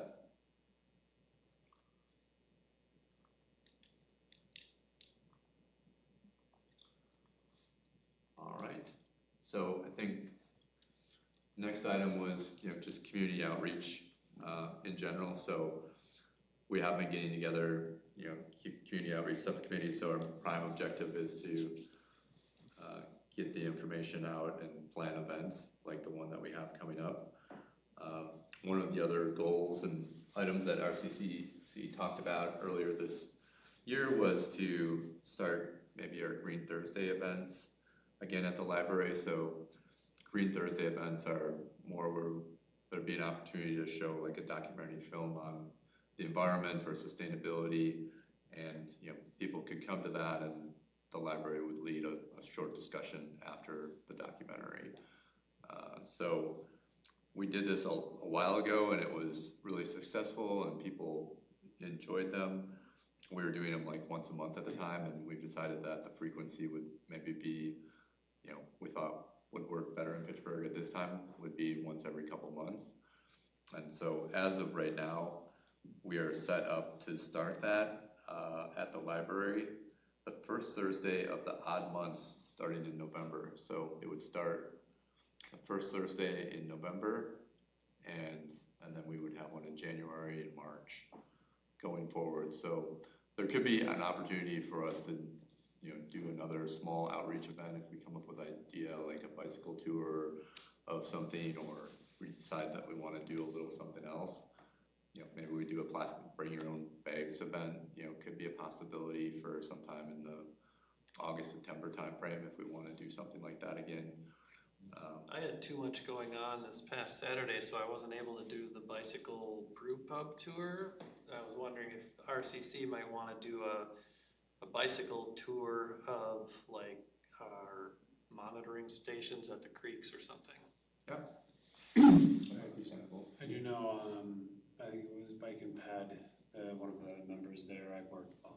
He's my boss, so I'm aware of him. But he had mentioned wanting to try and I think combine our commission and Bike and Ped to kind of do a joint event. Yeah, they said that he said they had done those in the past or tried to do one in the past, and that it was very successful. So I don't know how long ago it was, but just as something he's brought up as well. Yeah, that was 3 or 4 years ago. We did a sustainability bike tour. It's about a 10 or 12 mile ride. Yeah, they're looking to do some more events with other committees, and RCC was the first one they mentioned. They liked how that sustainability bike tour went, and thought if RCC wanted to partner again, they'd love to do that. All right, so I think let's stay open to that event. Like, we do have a little gap in between events, and so I think that would potentially fit in. So I think we could try to find a time to do that in August, September timeframe, something like that. Maybe get us through the summer, since we're having this event now and we're going to be starting the food scrap collection in July. Maybe it's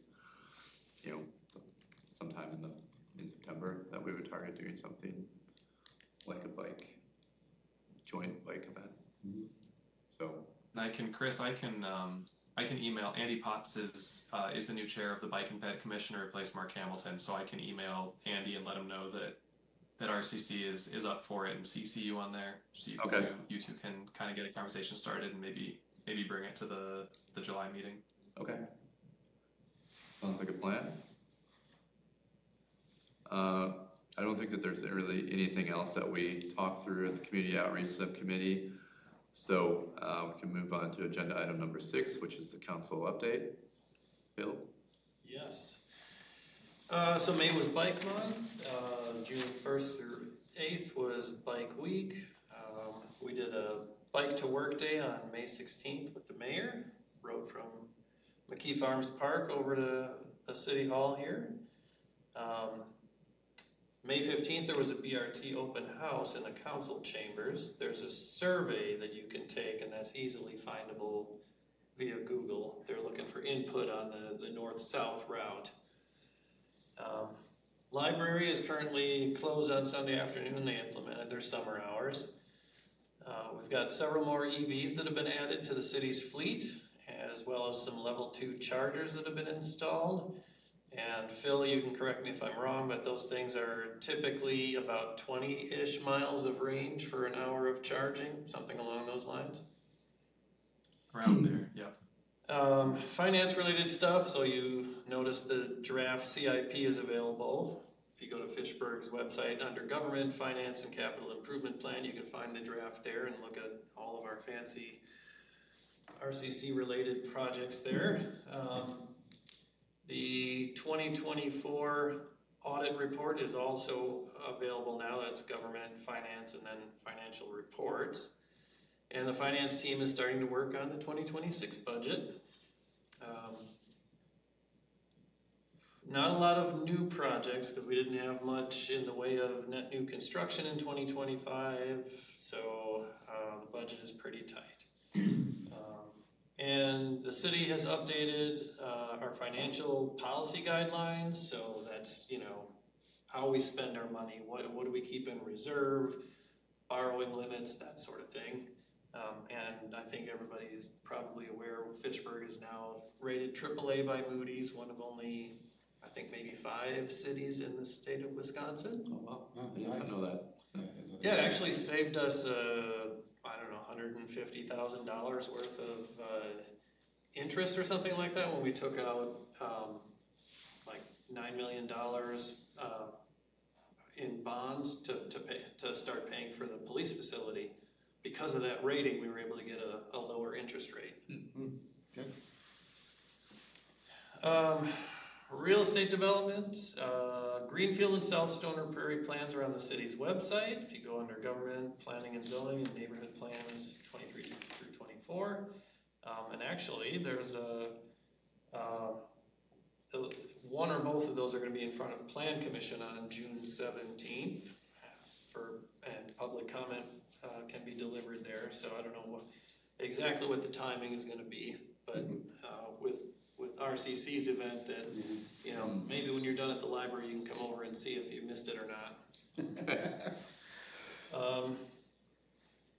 Plans moving forward for the development on Nesbitt Road, 240 senior units there, and some of them will be affordable at, I believe, even as low as like 30,000 annual income.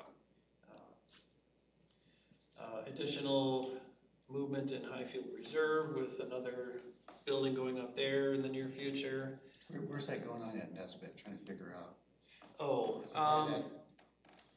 it's Gymnastics kind of place? it's near there. It's kind of across the street from the bowling alley. There's a trail there. There's an existing trail that kind of surrounds the property. Okay.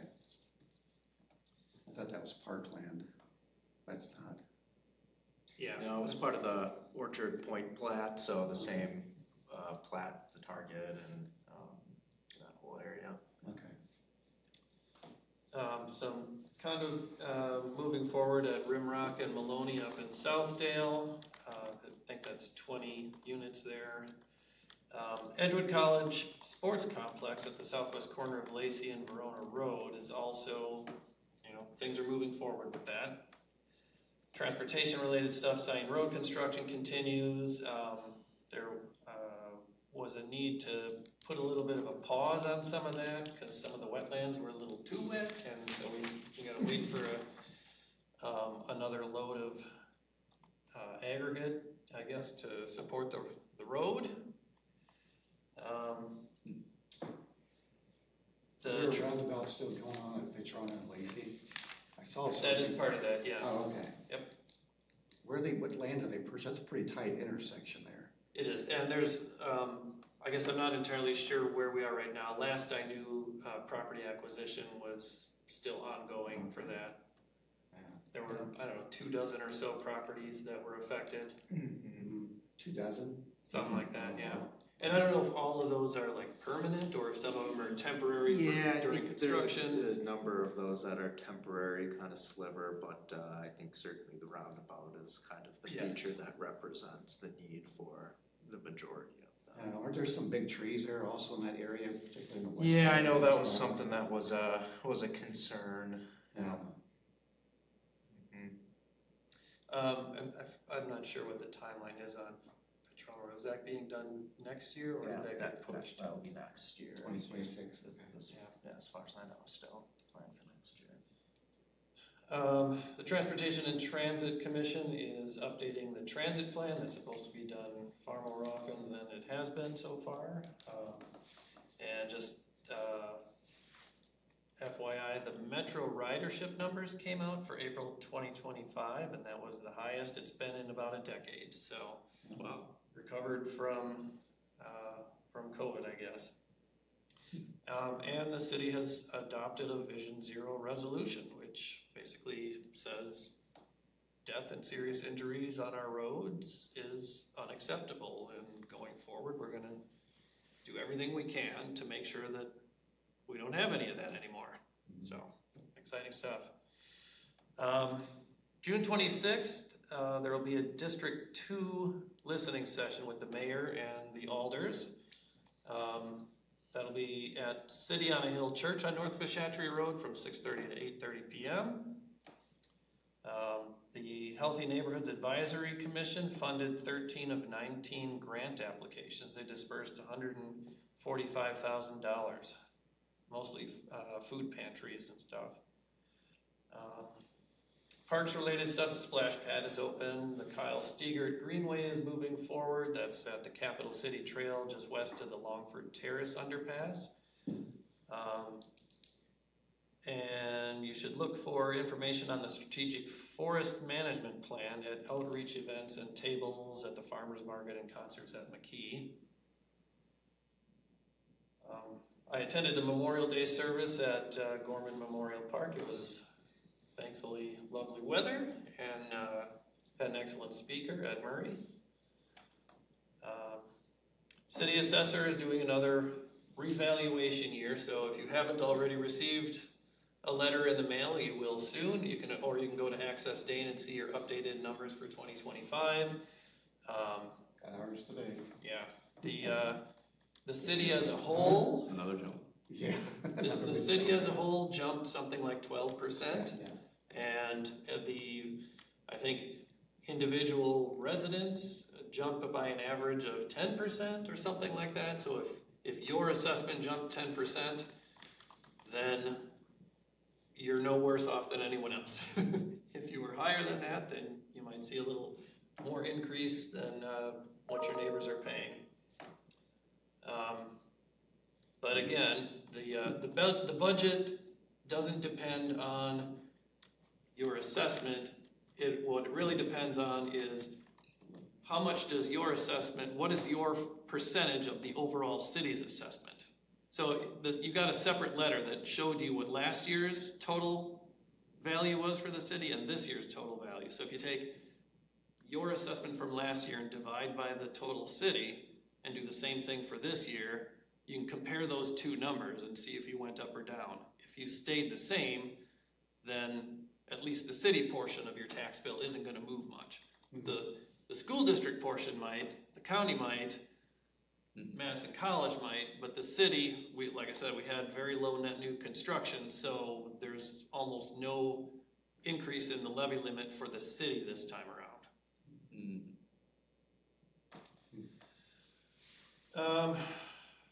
The thermal sensor on the Cannonball and Seminole Highway RRFB is working now. So if you're on the Cannonball, you want to cross Seminole, you don't have to push the button. You just walk up to the street, and in a few seconds, the lights will come on automatically. I can attest that it works. Where was this at? The Cannonball path at Seminole Highway. Seminole Highway, okay. Yeah. The city is reworking their housing plan. That was last updated 6 years ago. That agricultural well ordinance passed, and I think it was, so we passed it as it came to us. It was amended in Ag and Rural Affairs to get rid of the 150-foot from the right-of-way condition. So now, if you're currently on agricultural land and you have a well, you are in perpetuity grandfathered into getting, staying off of city water and onto a well if you so desire. And the final thing here is that our current K9 police dog Drago is retiring this year, and we are getting a new K9 via funds from the Law Enforcement Foundation. They paid they were able to raise all the money and pay for the whole shooting match. So that's, dog acquisition plus handler training. So where do the retired dogs go to? The retired dog will stay with his handler. Okay. I'm not sure that's required, but I think it's standard practice. Okay. Makes sense. Mm-hmm. All right. Well, thank you for the thorough update of the community activities. I always appreciate your updates. So thank you, Bill. We have our staff and commissioner updates. So we'll start with solid waste with Ben. Yep, so we continued the collection of the plastic films and hoping to see if there's another group that can kind of jump on board into the next Trex challenge and see if there's any interest. So kind of working through that. Also took delivery of some reusable yard waste bags. So just for anyone listening at home, every resident, each address, Fitchburg address, can get one free reusable yard waste bag, and then additional ones are like $1.50 or something. Are they the same type bags? They're kind of that poly material drawstring. Problems with them, they fray. They have they been fraying? Once they start fraying, it becomes a nightmare. It's all over the place, yeah. You don't have a sewing machine? What's that? You don't have a sewing machine? No. Little I had duct tape on there. Yeah, there we go. How big are they? Oh geez, I should be able to give you a volume, but I'll do They're pretty big though, yeah. Okay. You fill them with leaves, they get heavy. Yeah, yeah, you can definitely probably fill them up a little more than the people picking them up would like, but hasn't been an issue. But yeah, they're large enough. And then of course, kind of as we discussed, just working through some of the administrative stuff with the Sustained Aid and Dean grant. For stormwater, continuing to work through the Goose Lake project. So our consultants are continuing their modeling work that was authorized through a change order a month or so ago. Also just recently got one groundwater monitoring well at Quarry Ridge Park installed in a rain gauge on Fitcherona Road. Let's see, we completed some dry weather outfall inspections for Zone 3 of the city. So this is any kind of a pipe that discharges into it could be any water body or infiltration basin. That end of the line is called the outfall. So the city will every year we've got the city divided up into 3 zones. We'll take a zone, we'll wait until it hasn't been raining like 72 hours, so we shouldn't, there shouldn't be any water coming out of the outfalls, and then we'll inspect them, note if there is any discharge.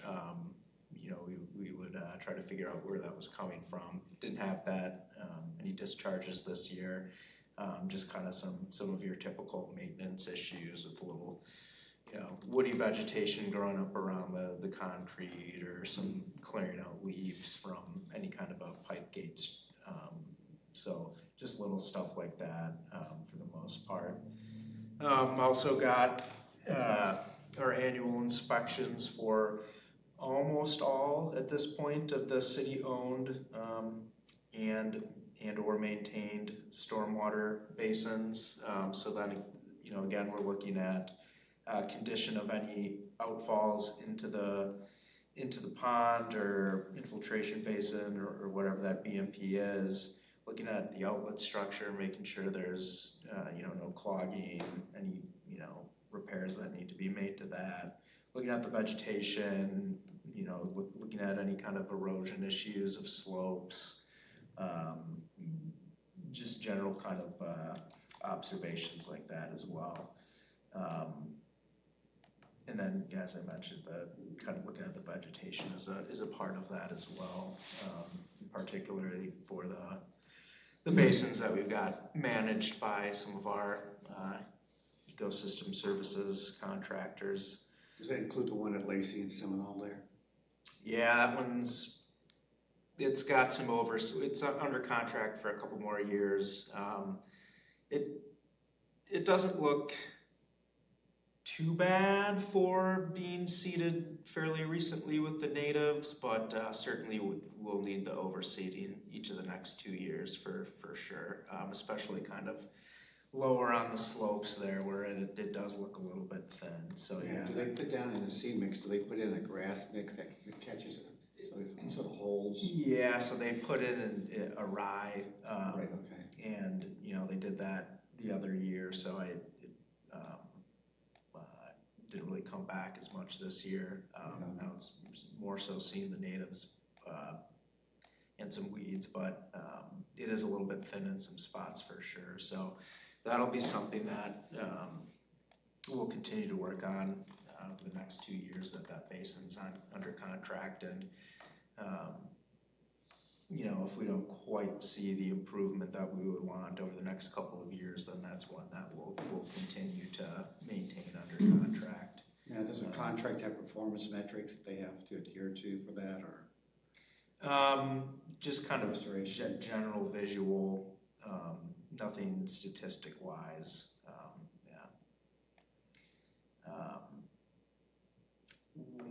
Let's see, we also released the 2025 Crescent Road Utility Improvement Project. Actually had a bid opening for that today, so you might see that on a future resolution, but that was where there was some flooding issues on Crescent Road with a couple of the condos there. So it was kind of a flood mitigation project. Is that affected at all by the street resurfacing going on? No, so the street resurfacing will actually, that contractor will come in after these improvements are made. Okay. Yeah, so we didn't even have the asphalt in the contract for this. The street resurfacing contract will cover that portion of it. We also began inspections of rural culverts. That's something that we've been trying to get a better handle on. It seems like you kind of find these culverts every once in a while that weren't in a map in our GIS software.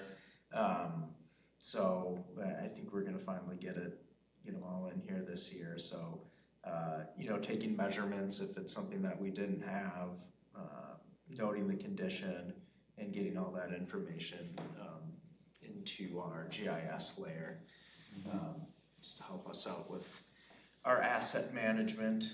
And then we're continuing to work on the Yarmouth Greenway stabilization project. So I had a meeting with DNR to kind of go over permitting approach, and got some survey work done.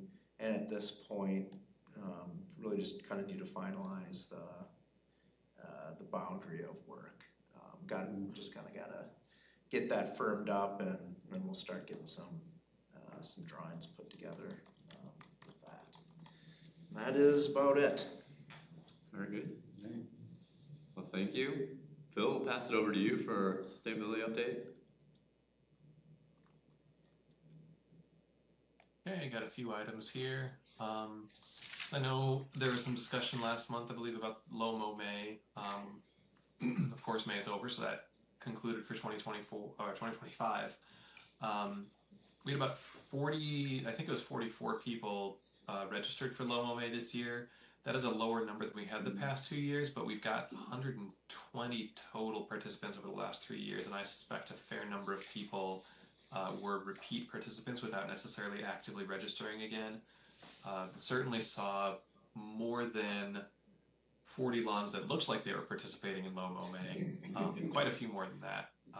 And even just the number of signs I saw out there leads me to believe that we had greater participation than we know. And that makes it tricky because we can't actually track the full impact if everybody's not signing up, but we know that there was some solid participation. The 120 properties that participated over the last 3 years cover about 34 acres. And if we estimate that generally half of a property is going to be green space, then that means that you could guesstimate somewhere from 15 to 20, probably right in that 17 or 18 acre range of green space was actually impacted by low-mo May. Now, of course, to the point that was raised in that email, I think it was Andy's email, low-mo May maybe hits a little bit differently if all your lawn has is grass, or if it's grass and dandelions, which are not native, and so pollinators here will drink from them, but it's not what they're necessarily adapted to, and so it's not not maybe the primary thing we're targeting. We really would like to focus on natives, and we did try to do that with our promotion this year of Low Mow May. Try to encourage people to, yes, decrease chemical use and sure, decrease mowing, because you do have a lot of pollinators coming up out of the ground. And so you're not risking disturbing them as they're coming up. But, you know, native stuff is more impactful than just letting dandelions pop up in your yard. So kind of try to encourage that and encourage people to figure out what is doable for them, what's feasible for them. And, you know, we'll think about next year, do we do Low Mow May again? Do we try something different or something in addition to? We're not sure about that yet. The bicycle and pedestrian plan is nearing completion. We're reviewing a draft version of that right now. Ben and Brad Sipple in planning and I have provided comments back to MSA, our consultant. They're working on incorporating those comments into the draft. And then with the timing of the Bicycle and Pedestrian Commission's upcoming meetings, when they want to present to Committee of the Whole and Council's timing, we're probably looking at an October final approval from Council for that biking ped plan. We'd like to get it done sooner, and just the particulars of scheduling are not probably going to work out in our favor there. But looking to have that biking ped plan done by the end of this year. We also just had a call last week with the Greater Madison MPO.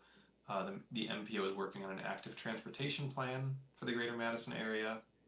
So they wanted to chat with us about what our bike and pedestrian plan looks like and try to make sure that these are integrated as well as they can be. With our available budget, we weren't able to do much in the way of outreach for the bike and ped plan this time. There was a survey back in 2017 for the last bike ped plan update, not this time. But MPO does have a survey that they've put out for their active transportation plan. So if we can make the timing work, and if MSA is able to somehow incorporate some of that, we might be able to try and get some of those survey responses into the plan. We'll see what we can make happen there. Gotta check in with MSA, but yeah, that plan is coming to a close. Hey Phil, before you move off of that, I'll just say, if you go to greatermadisonmpo.org, on the landing page, there's a link to the survey, as well as an online comment map. So it's a GIS map. You can see what everybody else has commented, but you can also put down markers if you have comments that you want to make about, you know, an intersection that is awful to cross, or a path that you're grateful is there. You know, give them feedback one way or the other. That was Greater Madison what? GreaterMadisonMPO.org. NPO? MPO, Metropolitan Planning Organization. Oh look, here we go. The map looks a little something like this. It's really cool. So all of these little bike circle icons are places where people have already provided comments on things they like, things that they'd like to see improvements. Really cool visual there, but yeah, definitely. If you bike, if you walk, if you would like to do more of either one of those, if you're interested in the biking and pedestrian infrastructure in Madison, and this is, yeah, please do go contribute to that. It'd be great.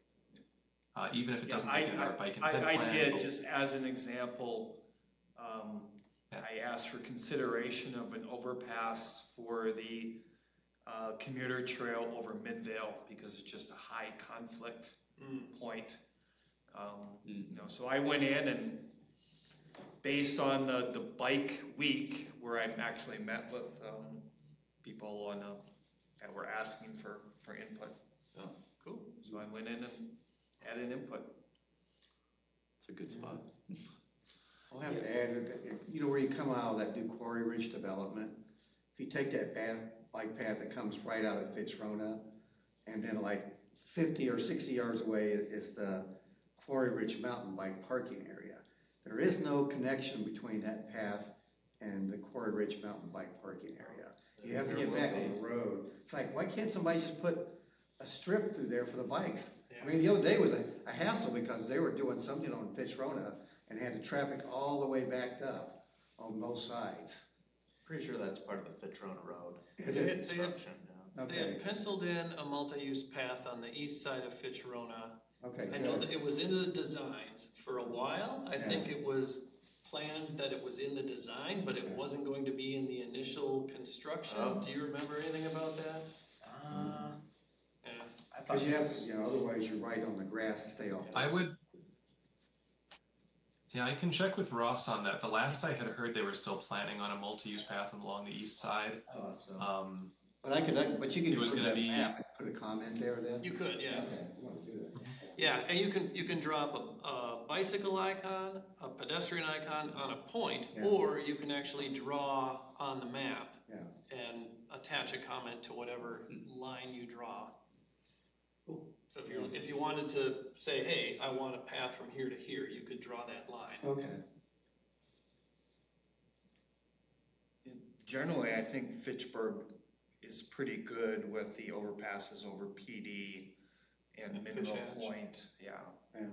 I've been here long enough to know, and all of those spots were at grade crossings and much more difficult. Yeah. Anything else? Yeah, I'll go participate in that. That'll be great. Per Chris's point, I will send out some communication through the Green Fitchburg Notify Me channel this week. One will be advertising the waste reduction event. The other is going to be to promote kind of the closing days of Dane County, and partnering local municipalities have been working on an EV charging infrastructure grant program called Charge Up Dane County. We received over $1 million from, $11 million? I have been back for 2 weeks and I need to refresh my brain on what that amount of money was. We're looking for local site hosts to apply to basically put level 2 chargers in at no cost. So the grant funding would provide these chargers. We're looking to close infrastructure gaps where we don't have adequate level 2 charging for folks who want to buy or do have EVs and can't charge them, particularly near home or multimodal sites. So we're looking at the big gaps are in rural areas where there's not really incentive for businesses and other entities to put charging in, multifamily facilities where residents typically don't own their own parking, and so if they have an EV, they can't necessarily put a charger in, and multimodal hubs. So there are a few locations in Fitchburg that were already identified through kind of a public comment process as, hey, we'd love to have charging here. But if you know of any sites, check out Charge Up Dane County from the Dane County Office of Energy and Climate Change, and check through the plan's details there. If you know of any location that would be a good site for that, encourage them to sign up. So Friday the 13th. Okay. Right, thank you. The deadline's Friday, so that's why there's kind of a late push here to try to get as many really good site applications in as possible. And again, that the infrastructure is fully funded by this grant program. The host would basically have to, you would charge a small fee, basically covering the cost of the electricity that's being distributed to whoever is charging up there. And then because this is after Act 121 was passed last year, there'd be a 3 cent per kilowatt hour excise tax that would be added on, so that the owner pays that excise tax to the state. So probably would tack that on to whatever they're charging users to access the charger. Not to I keep bringing this up, but when is something gonna get done with the EV charging station in front of City Hall here? I mean, it's been 2 years going, it's still right, to charge your vehicle, you have to have an accessible tag, unless you wanna go around the other side, stretch the cord across the median to plug your car in. I've complained about this for 2 years in a row, and Phil, you were gonna look at it, nothing gets done. I mentioned it to the mayor, Yep. Nothing gets done. So. I can ask about it again. I know that I It's a chatted simple with fix. Chad, and at least Get your toothbrush and scrape the paint Well, off. you're an alder, you can make something happen. I got Randy Udall to put, accessible parkings at the Quarter Ridge Mountain bike parking lot, because there were none there, so he did it and it got done quick. And it's like, here, you can't charge your vehicle unless you go to the other side of the median, unless you have an accessible vehicle with a tag on it. It says that. So, I guess Does it's, the cord I not guess I go get a, long enough to, if you're on the What's other, that? does the cord not extend long enough? if it'll you're on go the over other there, but side? you have to go across the median, but if you're walking across there, you know, you don't wanna run into the cord. Sure, So, it just creates kind of a safety factor probably a right little there. confusion too, with like, Well, people, you don't know that you're supposed to. Well, you go on the the charge point side, they talk about this site here, you can't use it because of the accessible parking there. Which is okay to have it for accessible parking, but if you're gonna make it available for everybody. Yeah, if it's, I would think the charger should be placed so that there's an accessible spot on one Right. side and a regular side on the other. So Or is this? we do the driveway or something, or the parking Yeah. slots there. So, but it's, I don't know, I just get tired of mentioning it. Nothing seems to get done, it's so simple. It's a simple fix. Yeah, so I did talk with, It's Monday.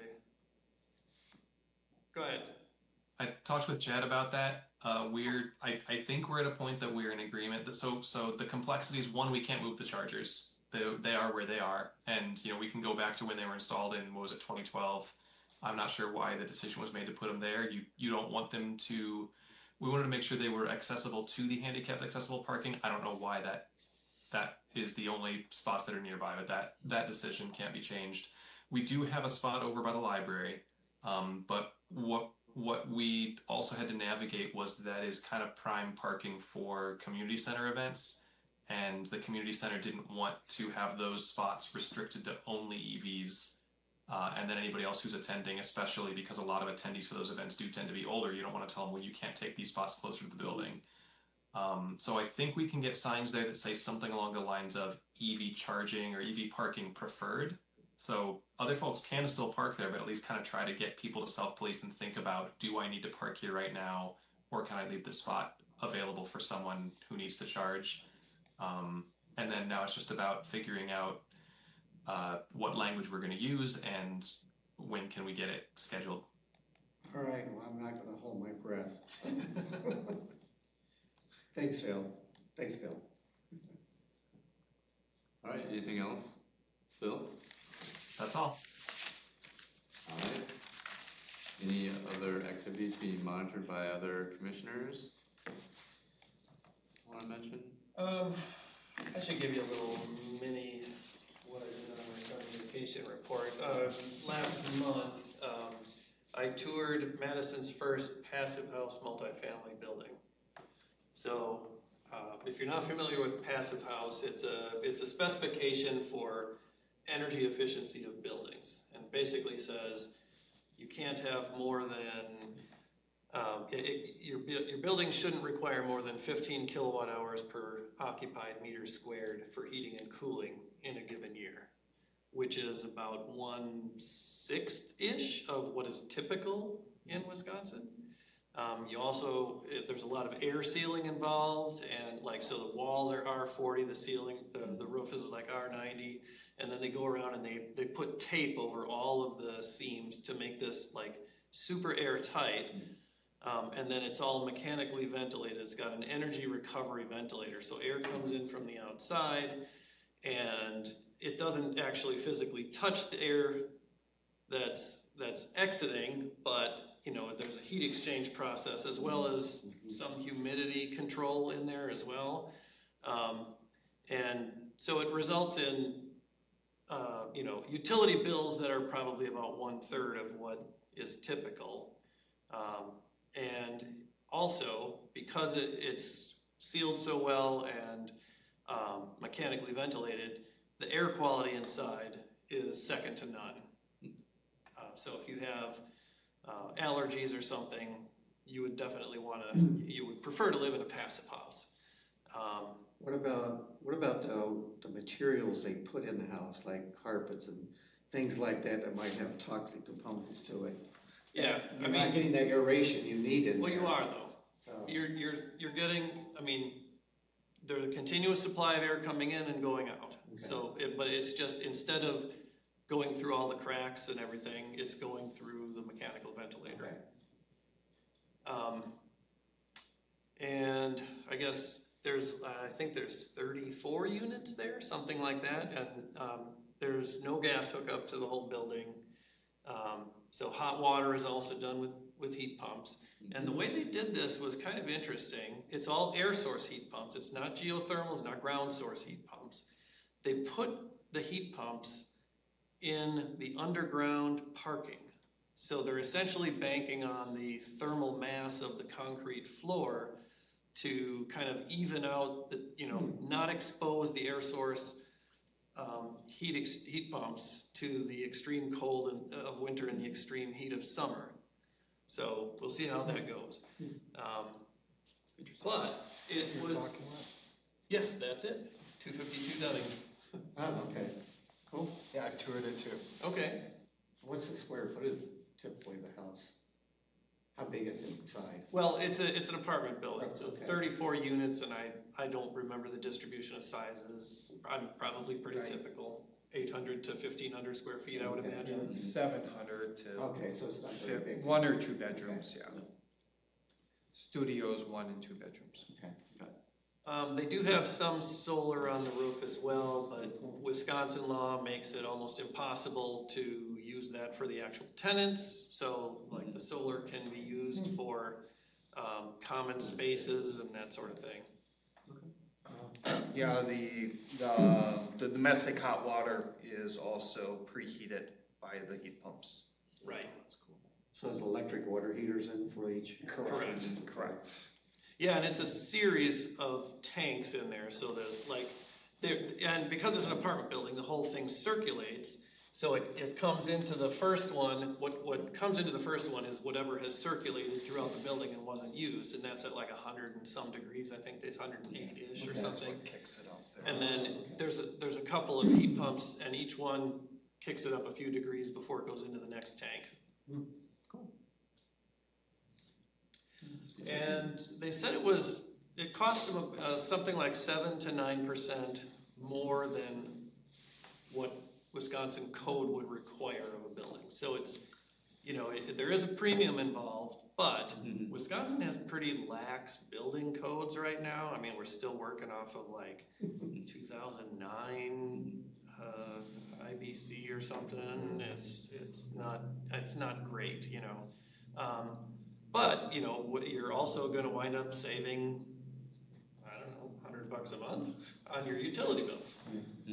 So. Yeah, utilities are included in the rent. So And I think they don't even charge the utilities. I think they did that because it was easier to manage the IRA payments for the heat pumps.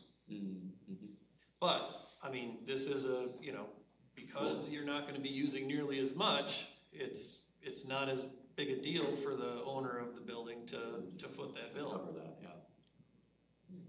Interesting.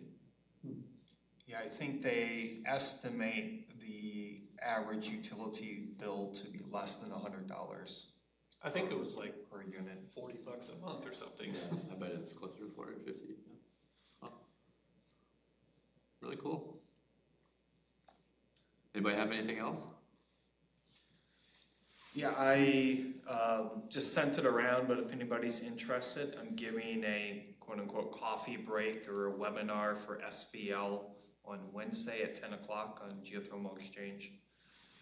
You can register if you're interested and you get a professional development hour. SVL is a large HVAC company based out of Minnesota. Okay. Is it virtual or?